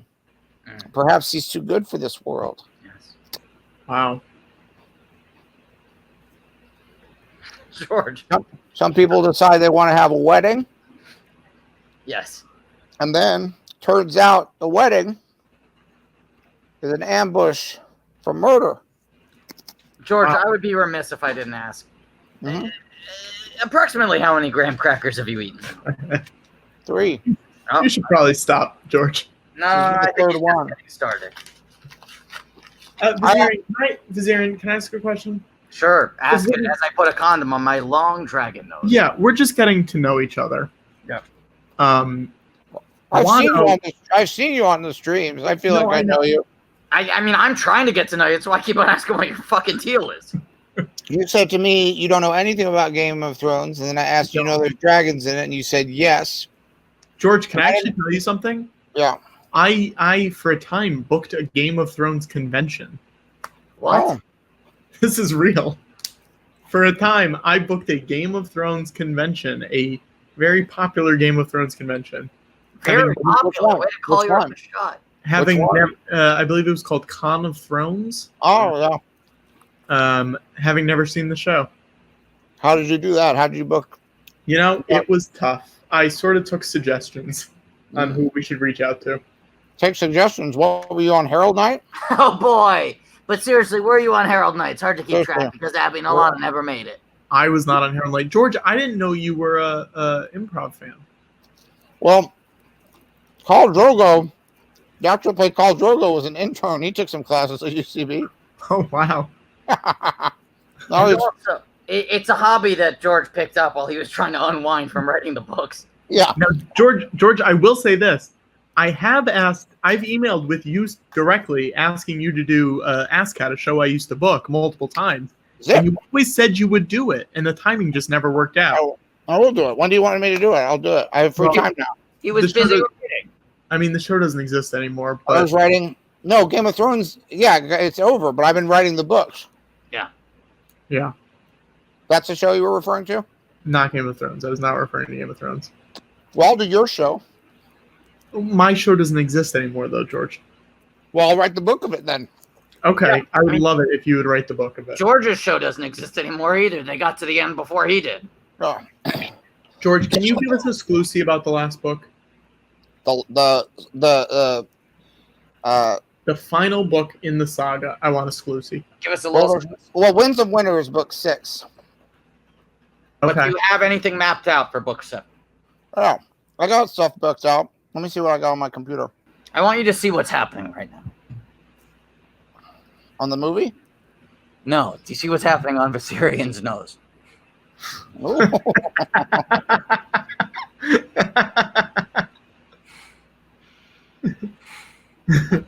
If that's not worth your charity, I don't know what is.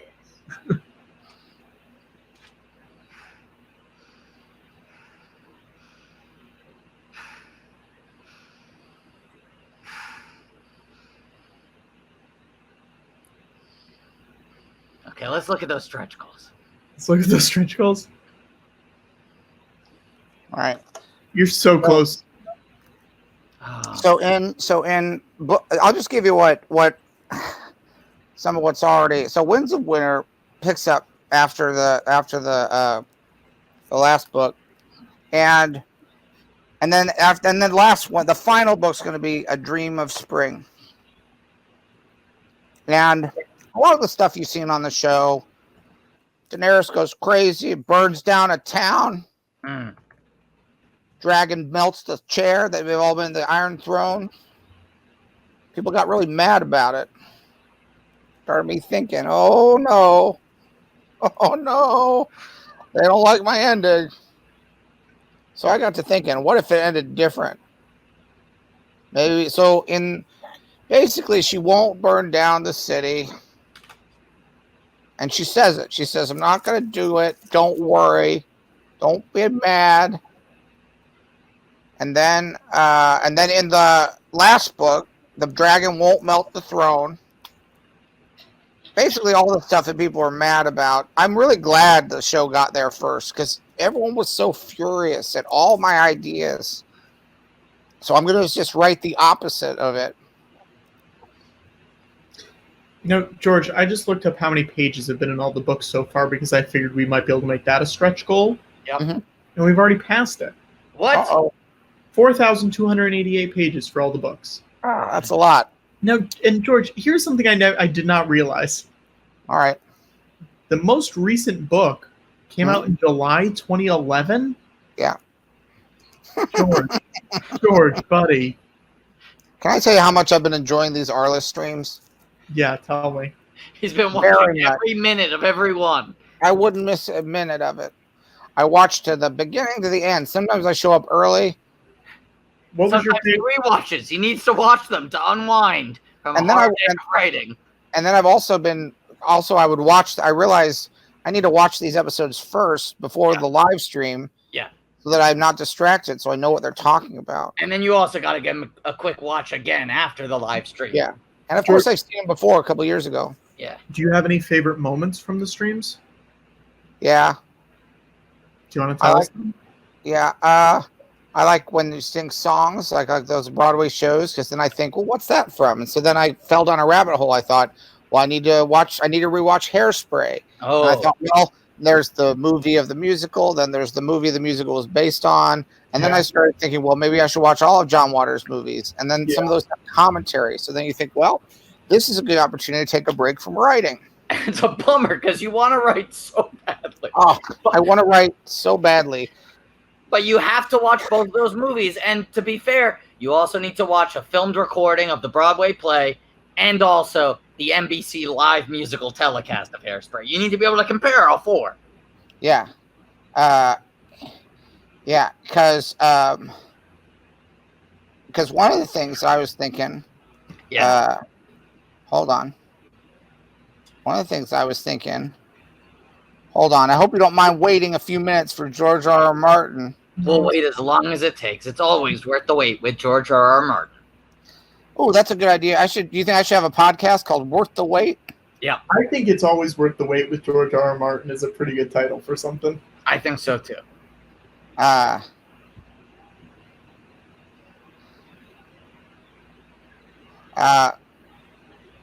like the part where he says, you can't stop an avalanche as it races down the hill. You can try to stop the seasons, girl, but you know you never will. Yeah. Yeah, you got it, Viserion. Let's do it together. I think this should be a stretch goal. Oh, stretch goal? All right. What's the stretch goal? That's Viserion and George R.R. Martin sing You Can't Stop the Beat. But what's the money amount? What are we at right now? 7424. Okay, no wait. Let's do Should we go higher? 74. No, let's do 742773. What? What's that from? So what I need is a bunch of people, or at least one person, to donate $4. I don't care. I just need you to donate $4. $4 is easy. It's like writing your first 4 books in a series. Then it gets hard. Hard. I just need one $4 donation. Okay? I'm not going to check for a little bit. We'll let it go for a minute. You know, George, I've known you for so long. We go so far back. Of course, you created me. Of course I did. It's amazing how much I'm still charmed by you. It's like every time I hear you speak, it's like I'm hearing you for the first time. Wow. Well, so fresh, so new. So fresh. You know, you want to know what's going to happen in the Winds of Winter? These dragons are going to get up to no good. And the White Walkers are going to be causing problems. What if this is something? What if there's like a thing where the dragon has a condom on his nose? That might get you a couple pages. Hold on, let me write it.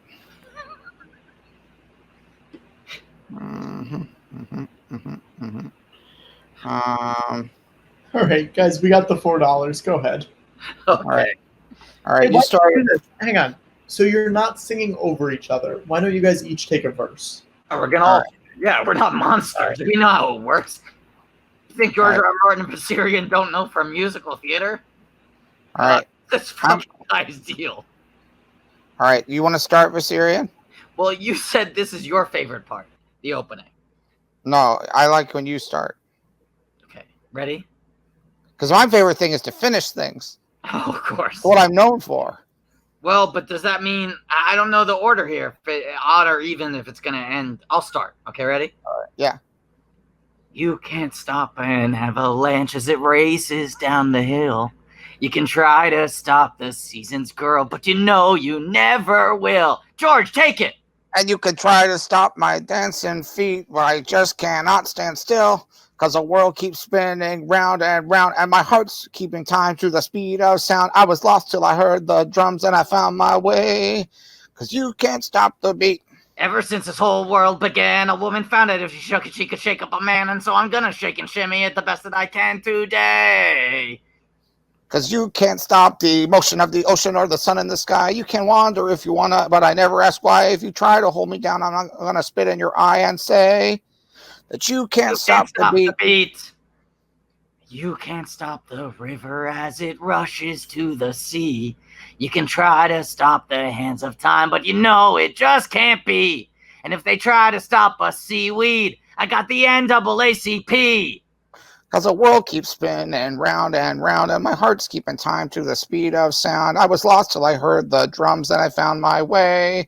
Because you can't stop the beat. Ever since we first saw the light, a man and woman like to shake it on a Saturday night, and so I'm gonna shake and shimmy it with all of my might today. Cause you can't stop the motion of the ocean or the rain from above. You can try to stop the paradise that we're dreaming of, but you cannot stop the rhythm of two hearts in love to stay.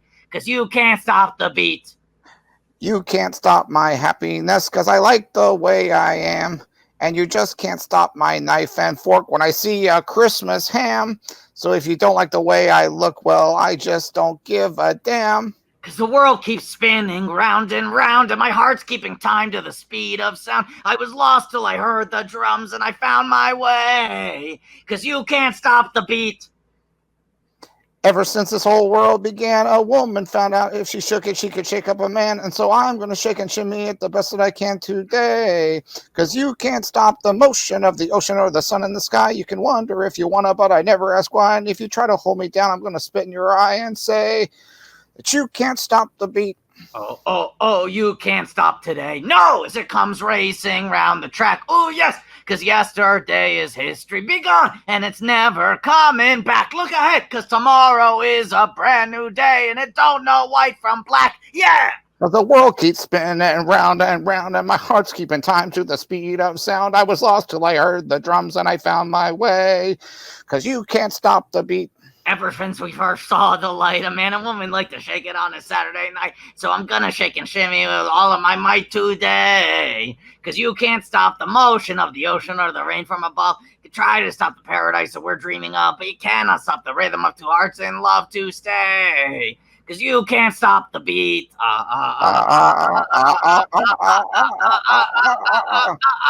And now you get to finish it, George. Ever since we first saw the sign, a man or a woman like to shake it when the day is and we're gonna shake and shimmy it and have some fun today. Because you can't stop the motion of the ocean or the rain from above. You can try to stop the paradise that we're dreaming of, but you cannot stop the rhythm of two hearts in love to stay. Because you can't stop the beat. You can't stop the beat. You can't stop the beat.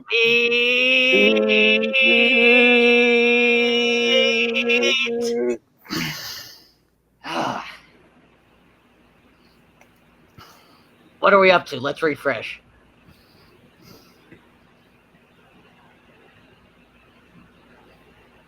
People are saying Viserion has the same body type as Watto. Hey, I was on a fucking TV show for 8 years. I had to keep in really good shape. We just finally wrapped. I'm pigging out, man.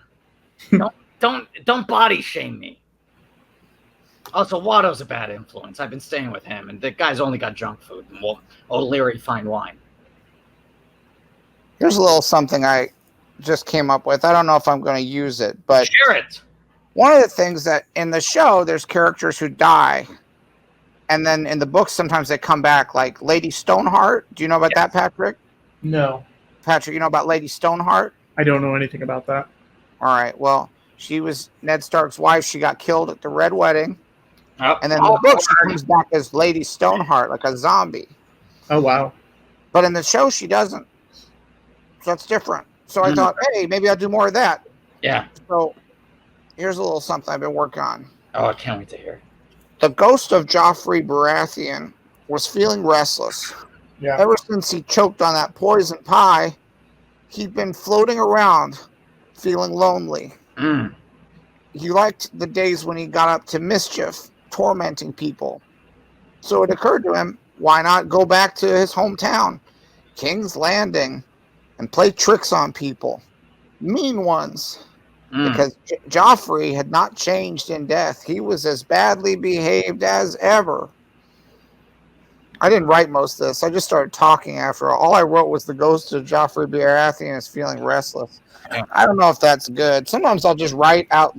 I hope this doesn't make people mad. Sometimes I'll just sit there and say the book out loud, and then I always forget it, and I regret that I didn't type it down, because sometimes I'll write big sections of it. Yeah.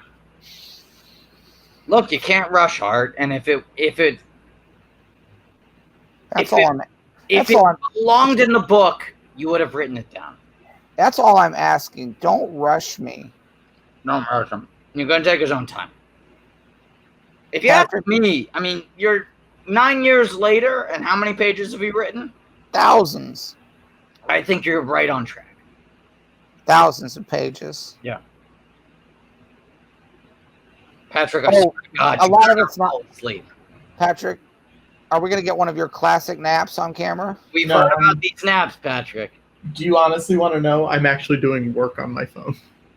Oh, that sounds fun. That's actually what I'm doing. Patrick, are you mad at me? No, I love you, George. Patrick, are you mad at me? I barely know you. I'm a little mad at Vizirian. Why? I don't know. It's just been a little harsh coming at me, you know? What's your fucking deal? He's a dragon. He's a dragon. He's ferocious. He breathes ice fire for breath.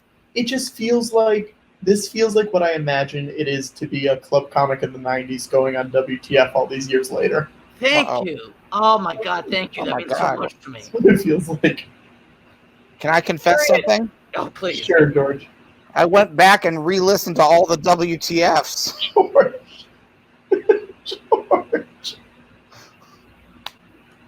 He started over from the beginning. He got a Stitcher membership. I'm on Stitcher Premium. Okay, George, can I ask you a question then? Of course. Who are your guys? Great question. Oh, I like Tolkien. George, don't you think if they had locked the gates at the Red Wedding, none of those people would have died? Oh, I shit my pants. Pow! George, I heard that one time Mark Maron was working the door, okay, at the store. And David Waynes came in and said to him, tonight, I'm just going to do a jazz set. Yeah. That's what I heard. Really? That's what I can't verify, but that's what I heard. Oh. Patrick, how come you like the Harry Potter books, right, Patrick? I don't know if we need to talk about this now, George. No, I'm just wondering why you don't know anything about Game of Thrones, which is for grown-ups. I did. Here's what I'll say. And it's written by a man with zero problematic opinions. Yeah. I love the Harry Potter books growing up. Man alive, the ultimate ally, George R.R. Martin. All I want is for people to be good to each other. I loved the Harry Potter books growing up, and the last few months have been a real let's check our priorities and see where we stand with things and how much we actually love those books anymore. Why? Because you were really upset about production getting stopped on Fantastic Beasts 3? Yeah, I just want to watch the movie. I love the first two so much. Yeah, I mean, COVID has taken many victims. Yeah.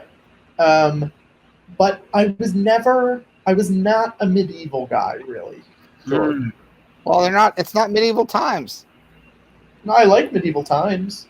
No, I mean, the book's set in a fantasy realm. It's not in our timeline. Well, I like the restaurant medieval times. Well, then you'd like Game of Thrones. Guys, look at this. Oh, what? Well, Vizirian, you're visiting New York. Do you live here? What, in New York? Yeah. I relocated recently. I mean, I was mostly living on, location, nomadic lifestyle while we were filming GOT. Do you remember going into subway stations? Well, I mean, yeah. Yeah. You want to bring this up? I'm a dragon. I'm too big to fit on the train. So I go to the stations to feel normal. And I pay my fare, and I stand on the platform, and the trains come, and I can't get on. and they leave, and then I go back above ground. Are you happy? I am, George. Someone's saying if you need another podcast to pass the time, Never Not Funny is great. I think it'll help you pass the time between writing sessions. Oh, that's on Stitcher Premium. There's enough episodes that you'll really get into it, George. I think that thing's got to be on Stitcher Premium. Yeah. Never. Hold on. Never. Never. Not funny. Yeah, I got. Hold on. I'm writing it. I'm writing it down. Yeah. So far, I've got never, not, and I was going to write the third word, but I think I'm going to take a little break from writing it down. And I'll finish it later. I'll finish writing down the name of that podcast a little bit later because it kind of took the breath out of me. I'm just a little worn out. Do you promise you're going to finish? I promise. Don't worry. I'll finish writing it down. I promise. We're not trying to rush you, but we want to make sure you get that third word. Don't rush me. I'll write it when it's written. We're not. Can I say an insane fact right now, guys? Yes. Yeah. The amount of viewers that we have right now is about the average that we had for most of the R-List streams. Insane. Well, I didn't have those. I was one of the viewers, so that means that there are at least 2 extra viewers compared to normal because Viserion and I have been watching it. It seems like people love George R.R. and Viserion. They want them back. No. Yeah. No. It's funny. I feel like,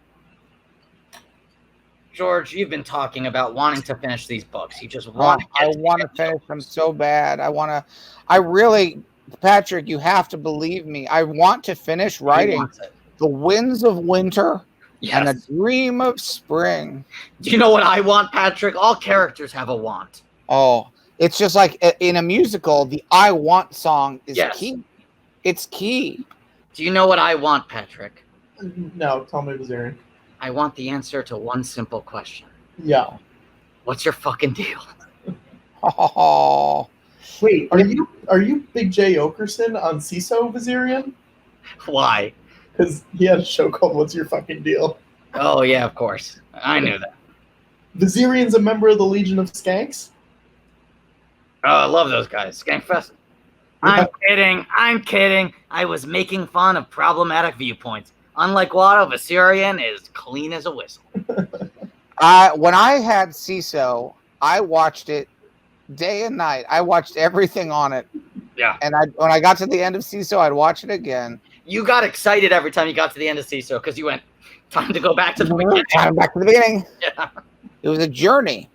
You know, a fun game I like to think is what would the I want songs be in the Game of Thrones books I've already written? Oh, this is a fun exercise. Like Jon Snow would say, I want to know who my father is.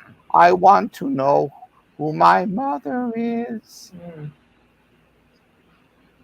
You know? Yes, absolutely. He wants to know who his parents are. That's a classic want.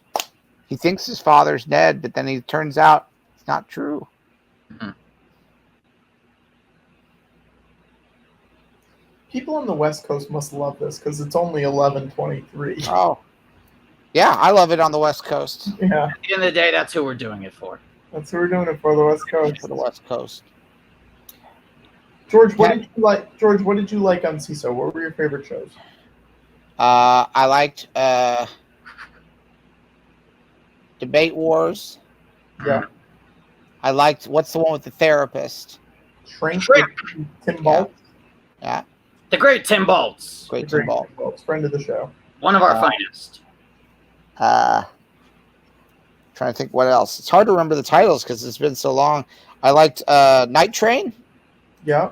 The UCB show. UCB show, that was fun. Your buddy George appeared on that. He hosted an episode, did he not? Hosted an episode. I think you can watch that on Stars with the Stars Now. Wait, I have the Stars app. You have it? Yeah. That's a stretch goal. That's a stretch goal. That's a stretch goal if I ever heard one. If Patrick Cotner has the Stars app, that might be a stretch goal. You might have a stretch goal. Bajillion-Dollar Properties, that was another good one. Oh, great one. Yeah. Take My Wife. Please. My Brother and Me. Please. What else, George? A lot of the library titles were good. There was a lot of Python. Love some Python. What about those? Rascally Kids in the Hall. Bang, bang, bang, bang, bang. Dang, dang, dang, dang, dang, dang, dang, dang, dang. Ba-da-dum, bow, bow, bow, bow, bow, bow, bow. Ba-da-dum, bow, bow, bow, bow, bow, bow, bow, bow, bow. Ba-da-dum, bow, bow, bow, bow, bow, bow, bow.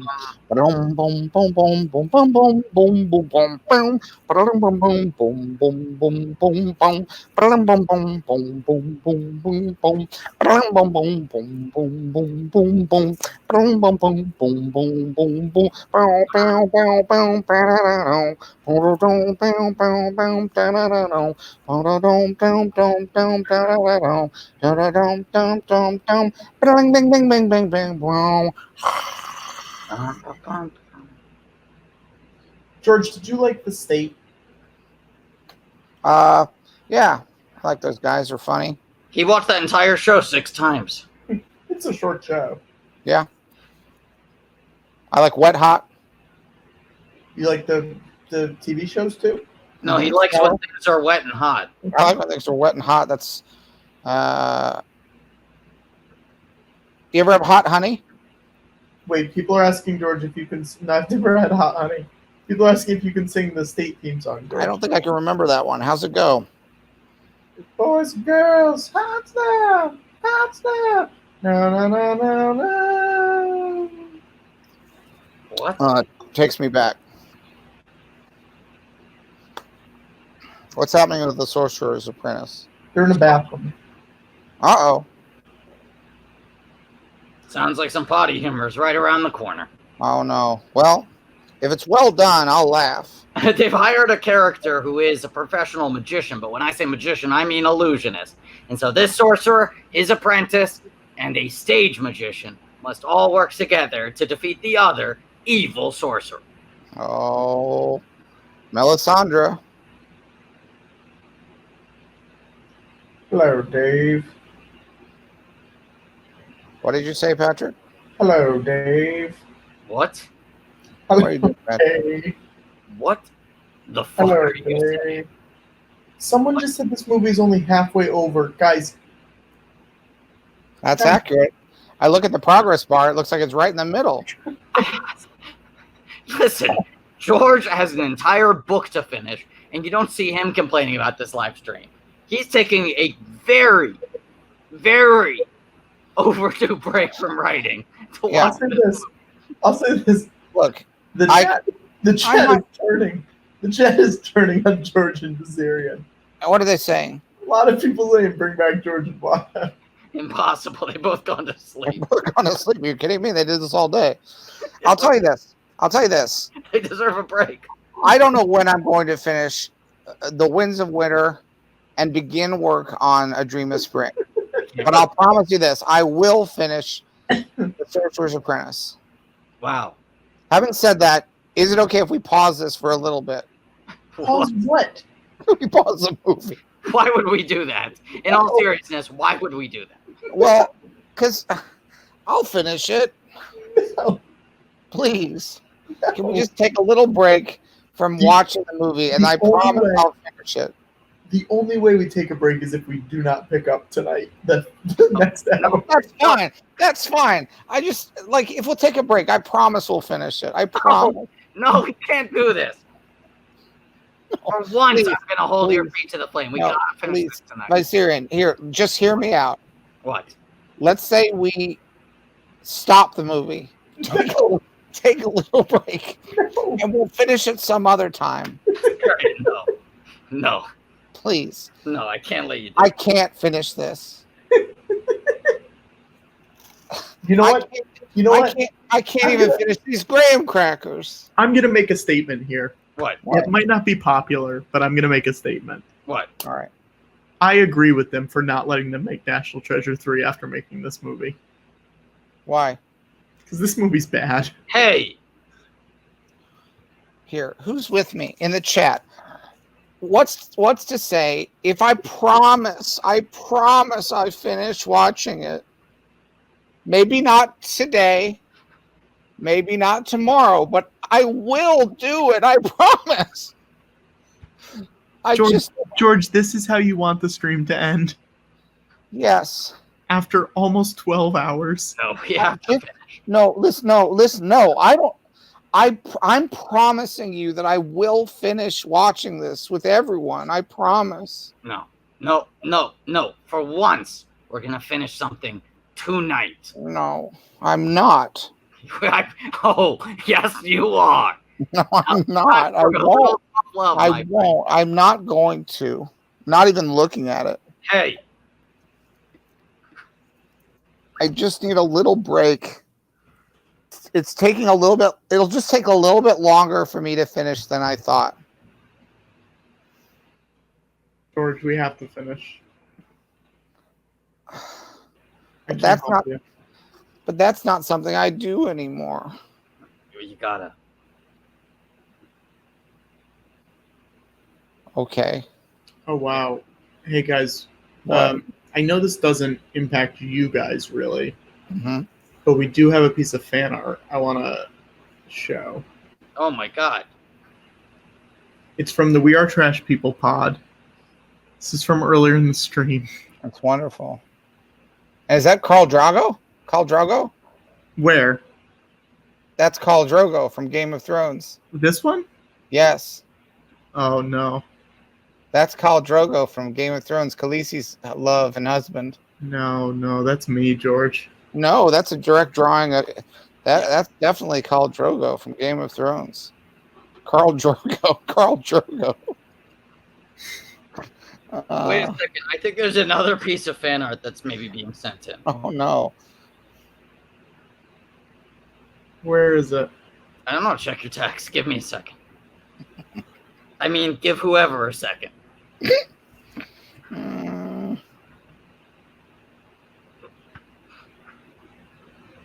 I hear this is fan art for a new show that the viewers are demanding. Oh no. They're asking for this spin. Who made this? I don't know. A fan. You don't know who made it? No, why did you post it? Okay. Here we go.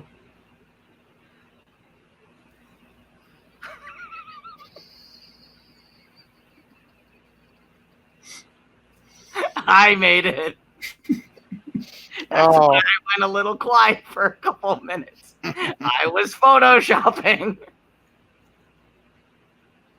I made it. It's really good. It's so original, but it could very quickly become a scum original. I want to say something. What? What do you want to say? I haven't felt like I've been losing my mind since the Star Wars stream. Oh. Until tonight. Well, but we're helping. What's the total? Or we're helping a lot of people. Yeah, the total's about where it was. I don't think it's moved. Really? You don't think we made any more money? Oh, we have. God damn it. Refresh. Wow. Patrick, that's not a good attitude when we're trying to help the Momi. You're trying to turn away donations. We work hard for the Momi. Do so hard, burning honey. Do. We work hard for the Momi, so you better treat us right. Do. What are we at? What are we at? That's pretty good. Okay. Oh, cool. Viserion gets to drink some wine at almost 3 in the morning. Viserian's doing great.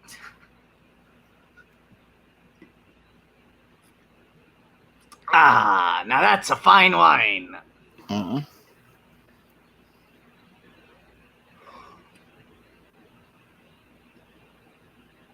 What, Patrick?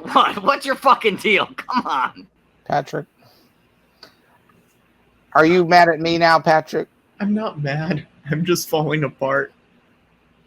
I'm sorry that we're so bright-eyed and bushy-tailed, but we just started being on the stream not too long ago. It's a new show for us. So for us, we're excited to be here. Yeah. The mistake, yeah, this is a good point. I believe it's probably Bryson making it. The mistake we made was resetting the stream. Wow, it's almost like maybe Watto did that because he knew what was to come. Yeah. Setting the stage. For George. How long until we get an R-less chair? Great. Do you see what's happening on screen, by the way, George? This is the part. An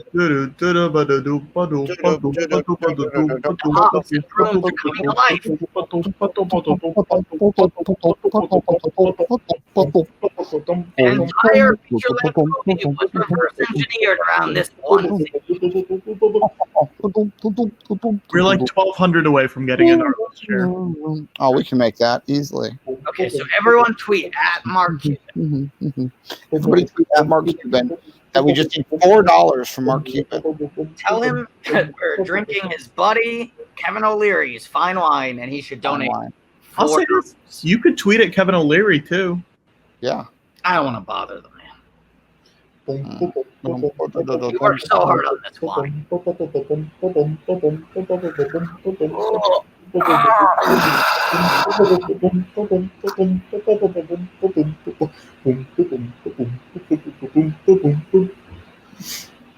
Just stretching your legs, George? Yeah. I've been sitting so long. Oh. Now, this is a good update on the classic Fantasia thing because now he has cleaning products he can use too.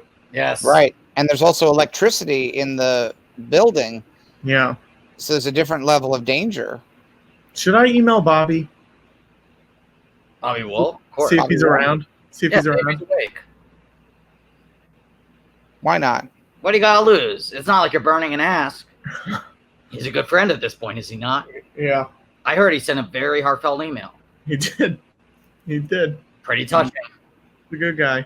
He's a good guy. Otto told me it made him choke up.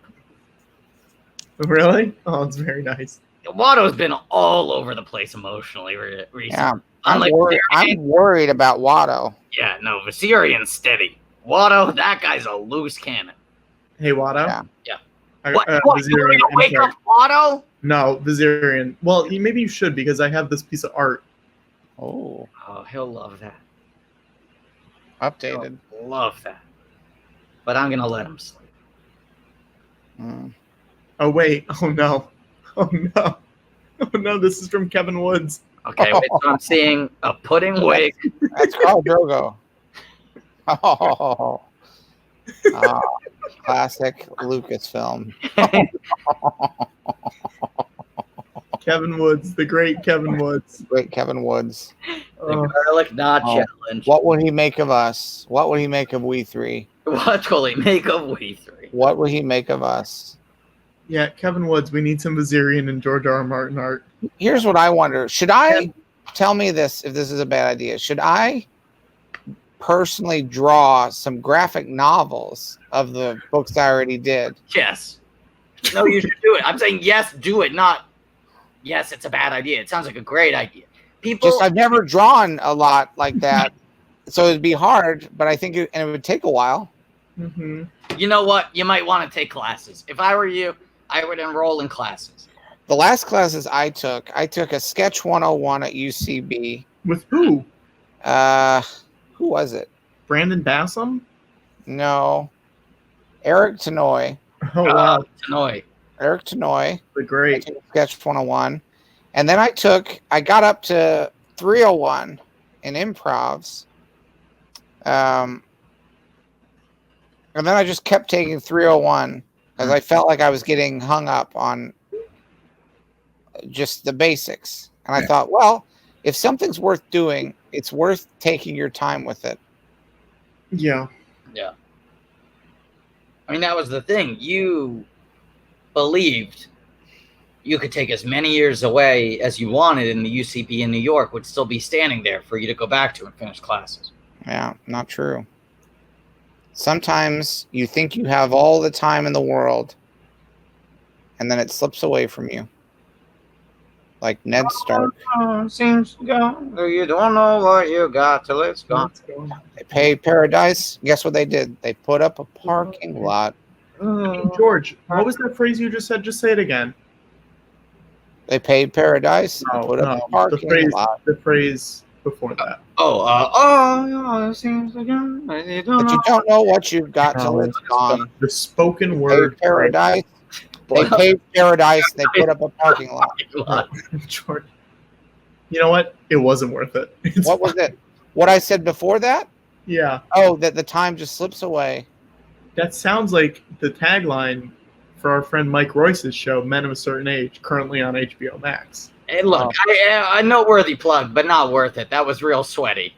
I agree. That's why I didn't want to go back. You gotta go back. If Lost is anything, you gotta go back. Yeah, it's like it's like on Lost when Jack says we've got to go back to the island. George, he says we've gotta go back to the island. Vizirian literally just said that, George.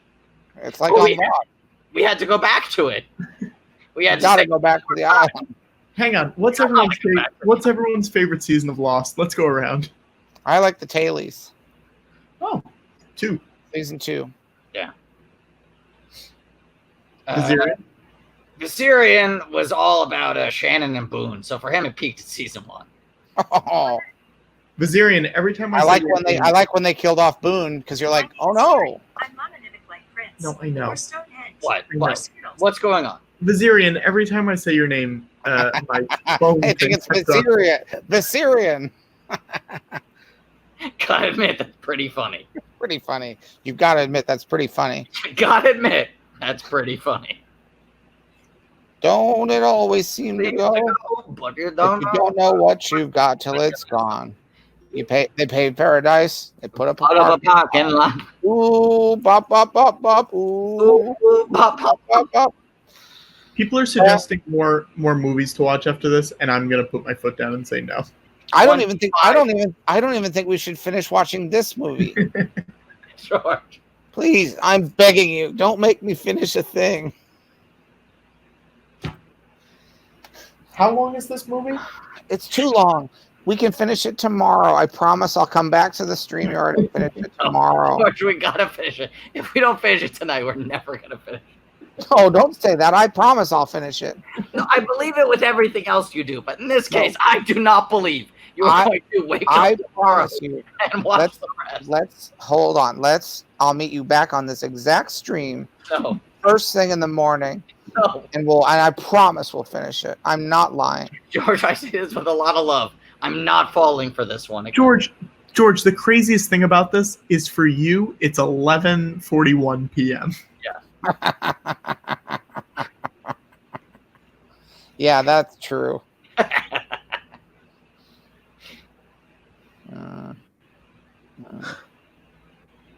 Oh no.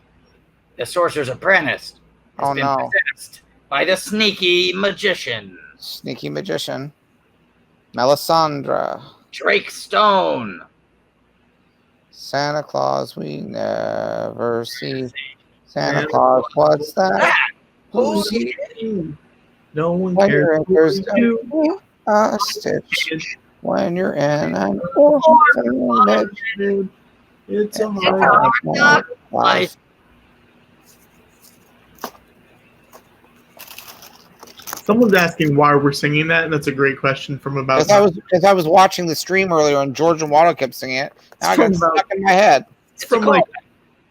Do you remember when Jason Weiner was on 6 hours ago? That's actually kind of crazy to think about. Yeah.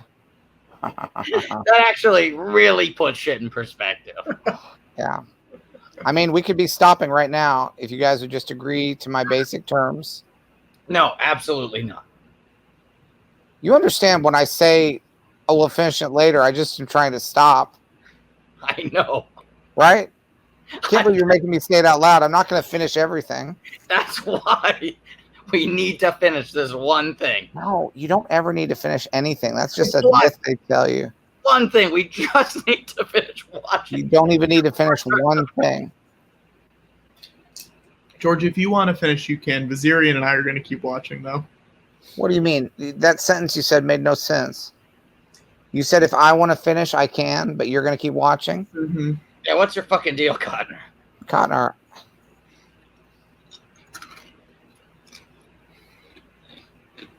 Oh, boy.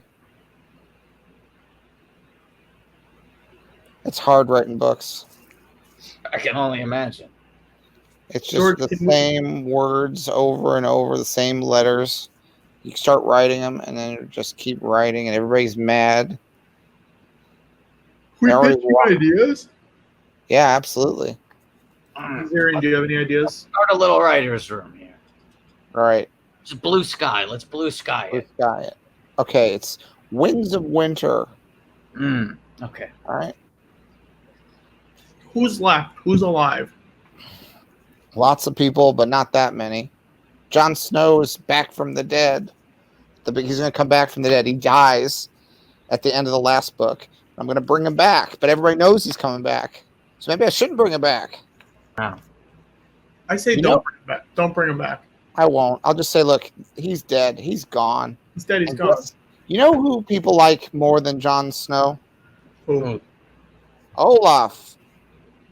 That guy is popping. Winter. Olaf. All your books are about winter, George. Put Olaf in the book. He's a White Walker, and he's made of snow. Yeah. To be fair, he's more of a white waddler. That guy's barely got legs. He just sort of goes like. He's funny. You should put Olaf in these books. The kids love him. I'll see. Pitch me some more ideas. What if instead? Okay, where do they live again? What's the name of the place? Westeros. Westeros. Now, is that a real place? What's the deal? Are they in an alternate dimension? Yeah, it's a fantasy realm. Okay. What if? Hear me out. 7 Kingdoms. Hear me out. They open up another realm and they come to our world. Oh, that's fun. Yeah. Somebody remember where we parked. Oh, hang on. Someone's bringing in a good idea in the chat. Idea. Easteros. Oh. Or what about Westworld-os? Westworld-os. Well, I could certainly get the HBO. The HBO people did a little Game of Thrones Easter egg in their most recent season. Oh, wow. Guys, I'm looking at my office right now. The British one or the American one? No, where I work normally. Oh. Oh, you're saying that right now in this sequence they're driving by where you work. Yeah, it's weird. Well, it sounds like you just doxed yourself. It's my old office, so I actually lied. Sounds like you just doxed yourself. Doxter Octopus. I believe this scene, when they were filming this scene in Times Square, the stunt driver accidentally drove that car into a Sbarro's pizza location. There were no fatalities, but it was quite a mess. One of the many reasons why this movie was truly cursed. Yeah. How much money did this movie make, Vizirian? Great question. I think it was 46 domestic, 109 worldwide. Ooh. That is me guessing. I looked at it somewhat recently. And what was the budget? Hold on. Okay. Box office 63 domestic, worldwide 215. So it did much better overseas. Budget $150 million. Wow. And you better believe they spent on marketing this thing. Yeah, this was not a hit.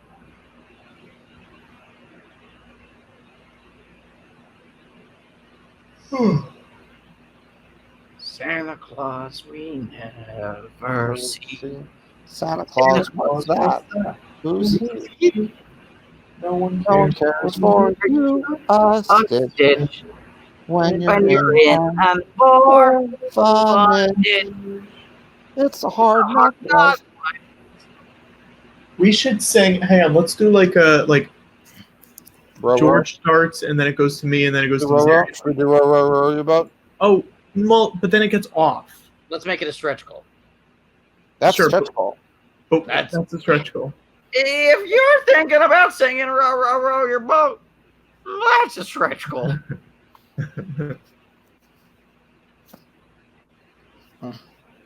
Let's pull it up. Let's refresh. Let's look at the sheet. Yeah, hang on one sec. Got some stretch goals to hit. You can see how much George is struggling as we get closer and closer to the end of this movie. Oh, please don't. Let's stop 5 minutes before the end. No. Okay, what's a stretch goal for 7,600? Let's get us to 7,550. Let's at least get us to that. What about 7,555? Sure. Get us to 7,5. I'll rest fives. I can't believe how far we are from the fourth for the Arliss chair. I know. It's still over $1,000 away. Because it really would be something if there was a chair that said Arliss Michaels. I know. My name is Arliss Michaels. And these are my chairs. These are my chairs.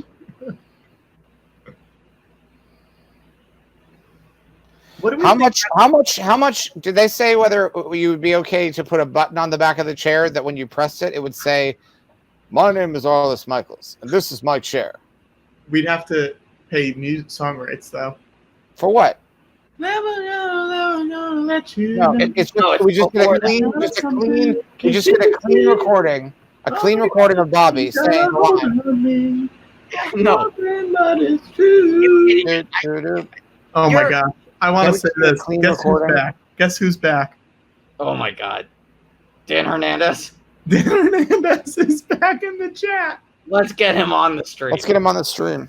Let's get him on the stream. I'd love to get him on the stream. If Dan Hernandez wants to come on the stream. Dan, if you want to come to talk to someone else who's written for television. Yeah. Check his DMs on Twitter if he wants to. I don't know if he wants to. Fan of his work, would love to talk to him. Would love to talk. I would just love to talk to him. I don't know if he's a fan of Game of Thrones. I'd love to get a chance to talk to him. If he wants to come a fellow back writer. If he wants to come back on. So how many hours has it been since Dan was on this? It's been like live? 9 hours. It's been like 9 hours. 9 hours. Does time fly? Or do I fly? They fly now? They fly now. They fly now. That's a good joke. That's a great joke. You nailed it. See, why would you want to end this live stream? We're Why would finally you- starting to build some three-person chemistry. I don't want to end the live stream. I want to stop watching the movie. No, I wasn't talking to you. I was talking to Codner. Oh. If we stop the movie, the live stream is over, George. All right. We'll just finish it tomorrow or whenever. It must be nice for you, Patrick, that George and George share the same name. It makes you no risk of slipping up. It's so easy. It's so easy. Dan Hernandez says he's going to put on a shirt, and then I assume come in the chat. Fucking Stretch goal. Put on a shirt. Oh, he says, "Here I come." Oh, well, very excited. I can't wait to see this shirt. This better be a good shirt. I wonder what shirt. What do we think the shirt's going to be like? Do we think the shirt will say anything? Oh boy, I think it'll be a blue shirt. I know. I'm going to say it's a red shirt. I think it's going to be a graphic tee, and it's going to have text and an illustration on it. I'm going to say it's a red shirt, no graphics. He said, Dan, you said, "Here I come." You said, "I'm going to get a shirt." Okay, sometimes things take longer than we say they're going to take. Give the guy a break. He's trying his best. He's doing great. Yeah, I don't care if it takes him all night to get on the stream. And that's a stretch goal. And that's a stretch goal. If I ever heard one, that's a stretch. That's a stretch goal. That's a stretch goal. And actually, that's a stretch. That's a stretch goal now? They stretch goal now. They stretch goal now. They stretch goal now. They stretch. They stretch goal now? They stretch goal now. Is Hernandez going to be the shot in the arm that we need? Oh, it's going to be such a treat to see him here. It's going to be a treat to see anyone because we haven't seen anyone in 5 hours. That's not true. We've seen the Sorcerer's Apprentice. 4 hours. 4 hours. Balthazar Blake. Wait. How long have we been on the stream? National Treasure started almost 4 hours ago. Right. Yeah, but we weren't. But we were on for that. You've been on for like 2 hours. Shot in the Dan arm. does have the new link. We're Dan does coming have in the with- new link. I think we've been on not quite 2 hours. Yeah. Well, you've been on like an hour and a half-ish. And our deal was only for an hour. Oh, I'm aware. You're lucky that you got us for this long. You're a lucky duck. I'm very aware. Hey, Patrick. Yeah. will you do me a favor? Yeah, what's up, George? Will you make a quack quack noise? Quack quack. That sounds like a lucky duck.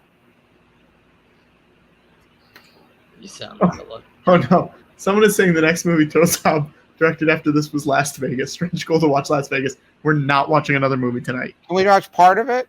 No. We can finish it later. No. We don't have to finish. Just let him watch. Just watch a little bit of it. Just let him start it. Can we just start it? We'll finish it tomorrow. We're not going to. Or okay, then the next day. What's the difference? What do you care? Even if it takes him 9 years to finish, that's fine. He works on his own pace. Yeah, I'll finish watching it when I'm done watching it.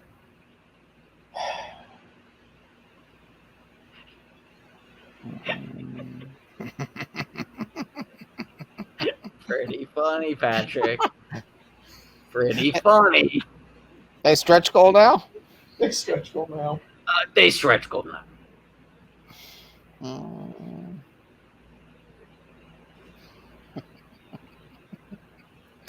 I promise you this. When we get to 5 minutes from the end of the movie, I'm going to quietly press pause and pretend to keep watching it. Dan, you got to come in, buddy. I DM'd you the link. I know you say you're standing by. It's on your Twitter. Go check your Twitter DMs. You have the link. Patrick, how can you talk to Dan that way?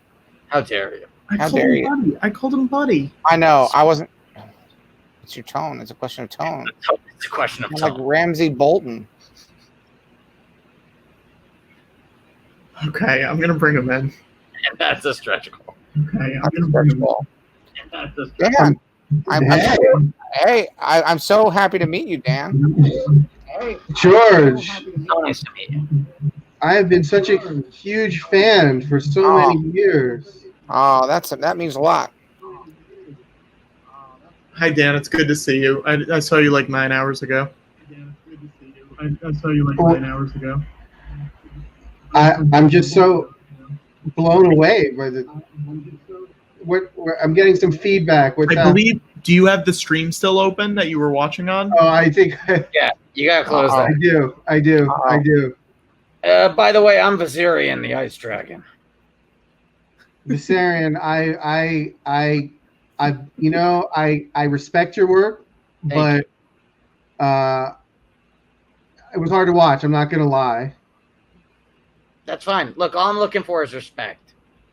I just am so impressed that well, for you, Patrick, your transition from two really temperamental, sort of mercurial talents like George Lucas, like Watto, to the world of Planetos, if you will. The George, it's just so good to see you. I think about you a lot, and I'm just happy to see that you're doing well with COVID. I'm glad that you're thriving. Writing every day. I mean, not much today. I was watching the 1600 Penn all day. He took a break. He took a little break. I took a little break, a much-deserved break from writing The Winds of Winter to watch, because I've been watching these streams on Sunday. Just as like a weekly break. Just to take a little break, because you know how it is, Dan. When you start writing something, you need a little break. Yeah, I think that for me, and I think that you may feel the same, is I like to write one chapter, and then take an 8 to 11 year break. Mm-hmm. You have no idea how much George agrees with you. Oh. Hey, George, someone in the chat is saying they really enjoyed meeting you at the Leonard Maltin Film Festival. They sat behind you, and you broke a chair almost falling on this guy's foot. Yeah. Classic George. Yeah. That gave me an idea for how we should break the chair, break the Iron Throne at the end of the Dream of Spring. Yeah. Oh, spoilers. I don't know how I'm going to write it. Maybe I won't break the chair. But that, as of now, in the TV show, the dragon melts it. Mm-hmm. But I think in the book, they're going to take it to a film festival, and someone's going to sit on it. The chair just breaks, hurt someone's foot. Mm-hmm. Well, you're gonna. I mean, it's about subverting expectation. Well, you have to. You're telling you stories, and you write them, and the stories they come to you, and they take a long time to unpack. How long did it take you to write the 13 episodes of 1600 Penn? How long was the writing process for that? The writing process of that was from June to November. Wow. 2012. Yeah. Did you ever ask for an extension? Did you ever say to them, like, we're not done yet, we need another week? Well, what I requested was to set in motion several complex subplots. And really, I didn't know where they were going. I didn't know what they meant. They were provocative. They were difficult. They were challenging in some cases. And my hope was in a decade or so to pay them off. But obviously they didn't believe in that kind of radical long form storytelling. And that's a network TV thing. I don't have to tell you, you got out of the TV business exactly for that reason. Right. I can't write any more Beauty and the Beast. That's it. He's done. Done. I'm out.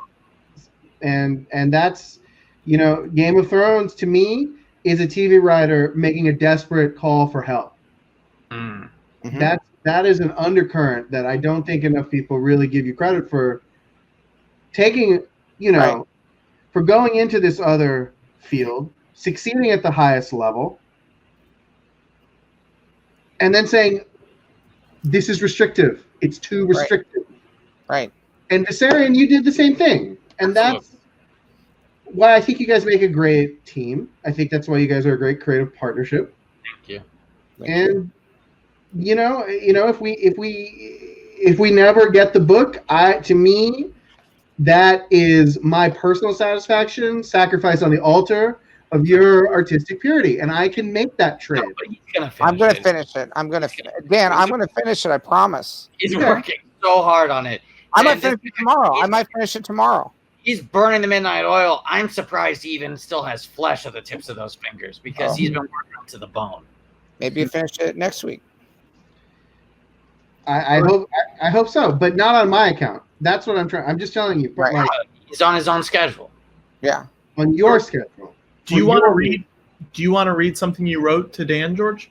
Right. Well, I have to admit something. That thing I read to you earlier, and this is true, I accidentally deleted it. Oh no. I hit the wrong button. Oh my gosh. I have something older. All right. The White Walkers were nasty. They went wherever they wanted, and they did whatever they wanted. No one told them what to do. If the White Walker wanted to do something, and it took a little longer than anyone expected, there wasn't anybody who was going to tell the White Walkers, you'd better get to this village and kill everyone next week. They could do it the week after. They could do it 6 months later. They could do it 9 years later. No one tells the White Walkers what to do. They worked on their own schedule, and it's finished when it's finished, okay? Okay? Wow. Wow, George. That's from the Winds of Winter. My next book. Well, not my next book. That's my next book in the Song of Ice and Fire. I've got a couple other books I want to write before then. I actually was thinking about maybe writing a 1600 Penn book after watching those episodes. Maybe I'll write I don't know what the legal ramifications of that, but like if I wanted to write a 1600 Penn novel, expanded universe, who would I talk to? Who would I talk to about that?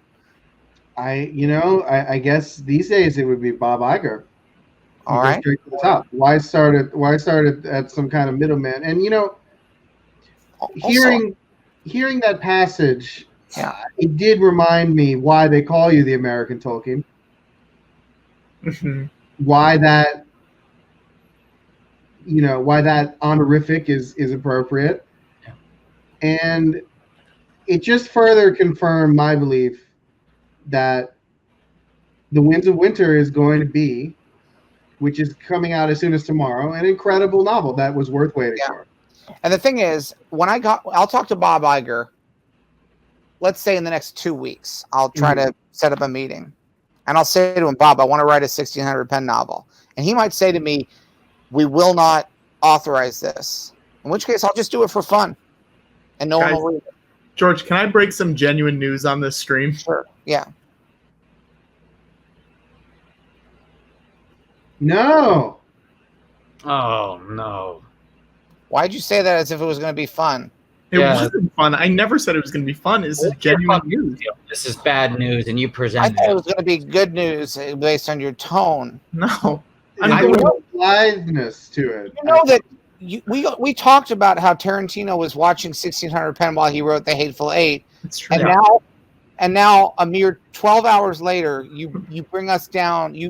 We trying so hard to keep this positive, and now you've really soured the stream. You set that up with pure Krasinski energy. I was ready for good news. And that's some of the worst news I've heard. Oh. It is chilling that we were just talking about Hateful Eight a mere 13 hours ago. 13 hours ago. And now I'm worried that this stream is now no longer perfect. No. Yeah. We might have to start over. Should we start over? The stream. Let's finish. Let's pause the Sorcerer's Apprentice. No. Out George, of respect. No, George. Out of respect. No, George. Out of respect. Finishing it. I think we have like 14 minutes left. I can't finish this. I'm too upset. George, you have to finish it. You are the one who made me upset. I was happy to finish this.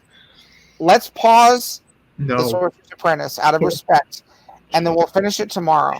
George. Please. No. I want to finish it some other Patrick, this is his process. It's my process. It's how I work. It's how he works. Vizirian and I have said if George wants to stop, he can stop. But Vizirian and I are finishing this movie. Yeah, but this is before you came in as Bizarro Krasinski with some bad news. Yeah, Patrick. It is true that the death will now be forever associated with just how happy Patrick was. That's what I wanted to do. I wanted to make sure everyone remembered where they were when they found out. It was actually a little suspicious how happy you were to deliver that news. Yeah, I wanted to hear some any yes, and you gave us some any I'll no. say that. Hang on, I want to say this. George, you and I didn't talk about this, but I think one of your friends and I might have. What? We talked about doing a live stream where. Can I talk about this? Do you remember? Have you? I don't know why you would. This is going to make no sense. I don't even know what you're talking about. One of George's friends and I talked about doing a live stream one time where it was a fundraiser that we would only live stream until someone famous passed away. We would keep the live stream going until someone famous passed away. You should have retroactively made it this one. We should have made this one so we could have stopped. Yeah, I'll say be careful. That was a super stretch goal. Be careful what you and your morbid friend wish for. Yeah. Yeah. Hang on. Let's see where we're at. We're at 754773. Wow. What can push us over the edge to 7-6? It feels like that should be our final goal. Or at least 7555555. That's what we wanted to get. 75555. I still think we should try to get to 8,700. Get that fourth chair at Momi. The chair that would say Artless Michaels. Wait, George reinflating the BB-8 is all the way up in the. That's 8888. We would be getting. Wait, what would I do? Reinflate. You would inflate. I've never done that. I've seen it happen on the stream. It's a shame, Dan, to end the live stream so prematurely when we have so much space to go. There's so many good things still to. I know. This will be my first chance to deflate the BB-8. That's true. Yeah. Now, George, I have a question. Mm-hmm. I was talking to another famous George earlier, George Lucas. Yeah, I was here. Yeah, I'm staying at his place. Oh well, so you guys are intimate in sort of intellectually, but storytellers. My question is this: do you agree with the way that he built out his universe? Do you think that a Game of Thrones cinematic universe would be built in a similar way, or is there a different approach that you might take than your friend George Lucas? Thoughtful question. Yeah, we I'm building out the world. We've got the Dunkin' Egg stories. We've got the book of maps. You build out the world, different kinds of creatures. You write the history of it. Obviously, Star Wars is more for children, and Song of Ice and Fire is more targeted at adults. It's more about the way the world. It's a darker view of the world, whereas I think Star Wars is ultimately optimistic, and I think that Song of Ice and Fire, in many ways, is ultimately pessimistic. But obviously, I'm not opposed to expanding and going into little nooks and crannies and creating the world and the languages and the culture. I think it's really fascinating, and frankly, I think it's what the fans want. Yeah. Right. And if it takes a few generations, I think that's okay. Right. If you light a long fuse for my grandchild, yeah, then he's all the better for him. I mean, I would love. Do you have a grandchild already? Not yet. I'm hopeful.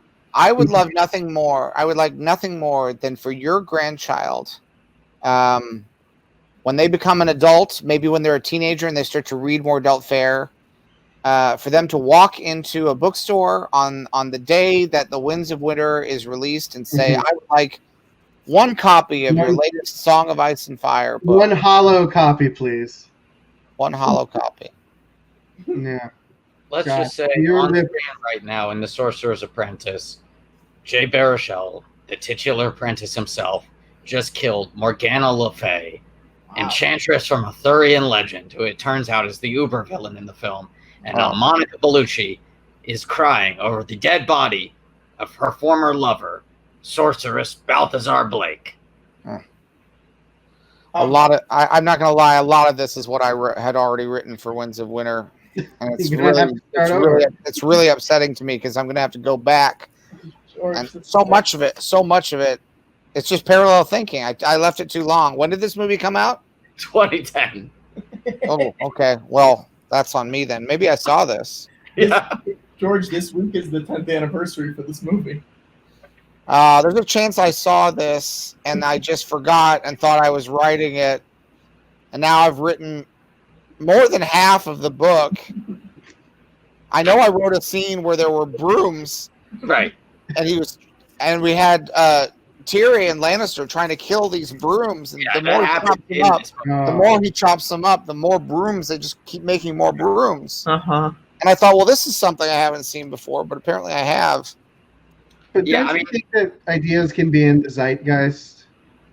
I could be that. I'm still gonna rewrite it. I want to go back. Yeah, Dan, it's very true. There can be ideas that are just in the zeitgeist, but also it's worth noting that this movie came out a year before George even started writing that book. Yeah, I'm pretty sure I have seen this. I don't think I finished it. I haven't seen this part. Now I think we have 7 minutes left in this movie. Is that right, Lotto? Sounds about right. You want me to wake Lotto up and ask him? Oh, Vazirian, I'm sorry. Oh, Patrick, what show are you even producing? I don't know anymore. No disrespect. No disrespect. I don't know anymore. Talk about a twist ending. I know. Patrick's. Wait, we can ask Dan about the little twist. Yeah. You guys watched 1600 Penn earlier? Yeah, I saw it, yeah. Dan, there's a little twist in the finale. There is a twist in the finale.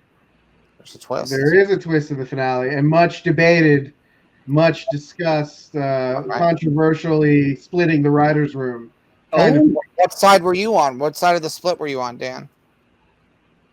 Be honest. If I recall correctly, I was on the side of DB being the father. That's the Robbie Amell character. The Robbie Amell character. Yeah. And why? Explain your thought process. Well, I don't think it is an insult to Andre Andre has gone on to an absolutely incredible, dramatic, amazing career. One of our finest. I mean, he's a fantastic actor and a great person. High flying bird. However, I felt that the chemistry between the Becca and the DB characters was, and George, you can relate to this. Absolutely. I felt it was, the foundation was there for a long-term storytelling in a way that I did not feel the same way about Andre's character being the father of the baby. So for you, it was a long-term play. You were saying, I like these two characters together. Let's let them have a baby together so we can really hone in on that. That it was a purely, sort of story engine driven decision on my part, which is not to say that it couldn't have been the other way around, but my sense was that the Penn heads would be on the side of Robbie and Mel. Yeah. As a lovable, incredibly good looking, not that Andre is not these things, but the DB character had a sort of lightness to him that I think offset the other character in a way, but I took a third route when I watched it, because there's the shot where Skip holds up the shirt that says Dad, and I thought, oh my goodness, it's incest. George, you would have loved that, George. I did. I thought they put it in the. That's a twist. If NBC were less cowardly, I think that is something that we. That's more of a home box office move. Listen, I've had this argument with George. I said, if I'd been writing Star Wars, Luke and Leia would have done a lot more than just smooch. Sure. And now, Dan, also, you did say when you talked to us almost half a day ago that there would be some foreshadowing with those gourds that would pay off in the finale. And when we talked to Jason Weiner during the finale, he agreed, and he actually told us what that foreshadowing was. Can I say it now? Yeah, you can say it. It was, of course, foreshadowing her pregnancy. Yeah, that's right. Wild. In an allegorical Renaissance kind of, I'm carrying a pineapple to illustrate my wealth kind of way. It was, the signs are all there. It's obvious. And when you see where it's going, you see the kind of intricate storytelling that we were doing on that show. And perhaps we were punished for it. Perhaps that's why we had to die, so that other less radical shows, less avant-garde shows could continue. Too complex. Yeah. 1600 Penn was Ned Stark heading to King's Landing, not realizing that he was going to have his head chopped off. Yeah. And the audience, and this is a credit to you, George, not as an audience, as a reader, not realizing that's what I needed to have happen. That's right. That's what I wanted to have happen. Right. No. What's the term? Surprising yet inevitable, right? The storytelling principle. You want to give the audience something that feels surprising, but if you look back on it, it was inevitable. That's why I think that Skip being the father, all the signs are there. This guy is constantly making the wrong decision. He means well, but he's constantly goofing up. He's constantly doing one thing, and then the outcome is another. I mean, I think that all of the signs were there. I think that we had the option. You had the runway. You shot it both ways, right? You shot it that way, right? They shot both. Yeah. And America chickened out. What else can I say? I know it was just the 4th of July, but part of loving this country is being critical of it, and quite frankly, they rejected it, and to their detriment, perhaps. One of the many reasons to cancel America. # America is over party. I paused the movie. The movie's done, George. I paused. I didn't finish the credits. George, come on, just make it through the end credits. I'll watch them tomorrow. I'll finish them tomorrow. Okay, that's fine. Fine. Thank you, editor of mine. George, how do you want to wrap up this stream that's been going over 12 hours and 20 minutes? 12 hours, 20 minutes. That should be easy for you. I heard you did 30 hours once. Yeah, that's true. How do I want to finish the live stream? Yeah. Come on, you love ending things. You love ending things, George. This is up to you. No. Oh no. I don't know. Well, there's a lot of different ways we can end it. Okay, let's talk. Let's pick one. Let's pick one. Well, there's one way where all of us die. Yeah. I don't think we should do that one. No, probably not. No. There's another one where we make so many more donations that we get the Arliss chair. We did get to 75555. We did get 755. Should we have George Lucas end the stream? He's sleeping. He's asleep. I'm not gonna go wake him up. You can't wake him up. Look, we can think of a way to finish this. Yeah, those guys were live streaming for 10 hours. They deserve some sleep, unlike us, two spring chickens just getting started. Yeah. How do you finish? Oh, there's a little credit cookie. Wait a second. At the end credits, we're back in Balthazar Blake's shop. There's a glass case. It has a very famous, familiar-looking sorcerer's hat. It looks like the one that Mickey wore in Fantasia. And now there's a fancier hat on a table, and a hand comes and it pulls it off, and it walks away, and it's the villain, played by Alfred Molina. He lives. And now we're seeing the Jerry Bruckheimer Productions logo. Anyway, go on, George. Oh. George. Oh. No, he got scared. He didn't want to end the live. He didn't want to end it. I get it. Wow. All right. Well, I'll take him off. If he's not here, I don't want to have him on, you know? You don't understand, Dan. It took so much effort to get him to finish the movie. And I know he'll say, oh, I didn't finish it. I didn't finish the credits. We try to use, be kind with him and gentle with him. But for once, we use tough love. And we just have to say, George, you got to make it to the end of this fucking narrative. Yeah. In some ways, Viserion, I feel like you're an emotional support dragon. I really try. And I will say something that I myself learned in therapy is that sometimes the caretakers need care themselves. I get that, man. I get that. Dan, thank you so much for saying that. Patrick doesn't understand it. I've been trying to explain this to him for hours, and he doesn't get it. I cannot figure out what this guy's fucking deal is. It's hard to train yourself to say, hey, it's George Lucas. George Lucas. George Lucas, creator of Star Wars. Hey, George, good to see you. I thought you went to sleep. I did for a while, for hours. I was been asleep for hours. Oh, that's awesome. George, what are you still doing on the stream? George, nice to meet you. I'm a big fan of yours, and a mutual friend, George R. R. Martin, created me. I'm Viserion. I helped direct one of the episodes in the final. Of course. Viserion. Yeah, we didn't work directly. Viserion, I feel like it would be weird not to end the stream with Watto. Watto is fast asleep. Can you just go wake him up, please, for us? I thought like you're trying to stretch out the live stream. All right, Viserion, go get Watto. I'll pull you off the stream while you go find him. Make sure he has his condom on his nose, though.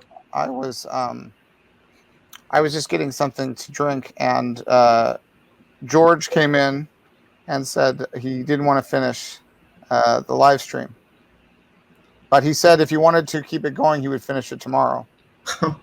I'm glad you're back, George, because we really need to finish. Really?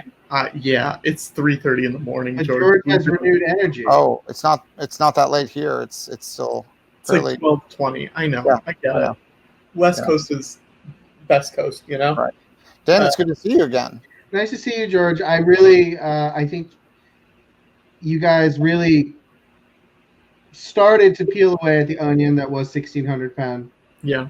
And there's still more layers. I think when we revisit it, there are more layers. I'm impressed every time with the keenness of your vision.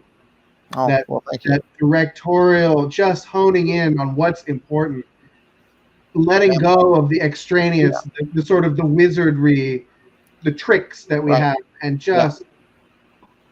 Who is this about? What is the story we're telling? It's about family. It's about leadership. Mm-hmm. It's about love. And that's every story at its core is about love. And it's just to see the way that your mind operates is, for me, very inspiring, and it makes me apply a rigor to my own process that I really should carry with me all the time. So I really have to thank you guys for spotlighting. Dan, have you seen Strange Magic, Dan? I have not. Which is? It's the last movie that I was directly involved in. It's a CGI animated musical about fairies who live in the woods. Mm. And the message of that movie is that everyone deserves to be loved. Mm. You should check it out. I think you might dig it. I dig everything you've done, everything you touch. Thank you. You know, if we could just get Detours, that would be the final. That's the goal. The cherry on top of the whole. I think it's going to happen. I think it might happen soon. I hope so. Yeah. Can you imagine if Detours and the Winds of Winter came out the same day? Oh, Winds of Winter is never coming out. Oh, but that's what George Martin just said that it might. Look, he's never finishing that book. I promise you. Watto. Watto.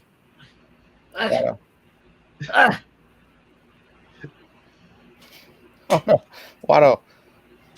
What happened to the drawings on your face? You guys are still fucking streaming? I just got up to get something to drink and they were wrapping up, I guess. Are you kidding me? I went to sleep. I washed my face. I did too. I put on a screen-worn Snuggie from 1600 Penn. I've been fast asleep. Wow. I can't believe this. What the fuck have you guys been doing? Why didn't you end the stream? Patrick, what's the total? Where did we arrive at? We are at 7555555. Oh man, we gotta get to 8. Let's add some new stretch goals. No. What are some stretch goals? Guys, we are ending the stream right now. All right. Santa Claus, we never see. Santa Claus, what's that? Who's he? You woke me up just to end the live stream. This is abusive. What's No your one fucking cares for you, Stitch. When you're in an orphanage. It's a hard knock life.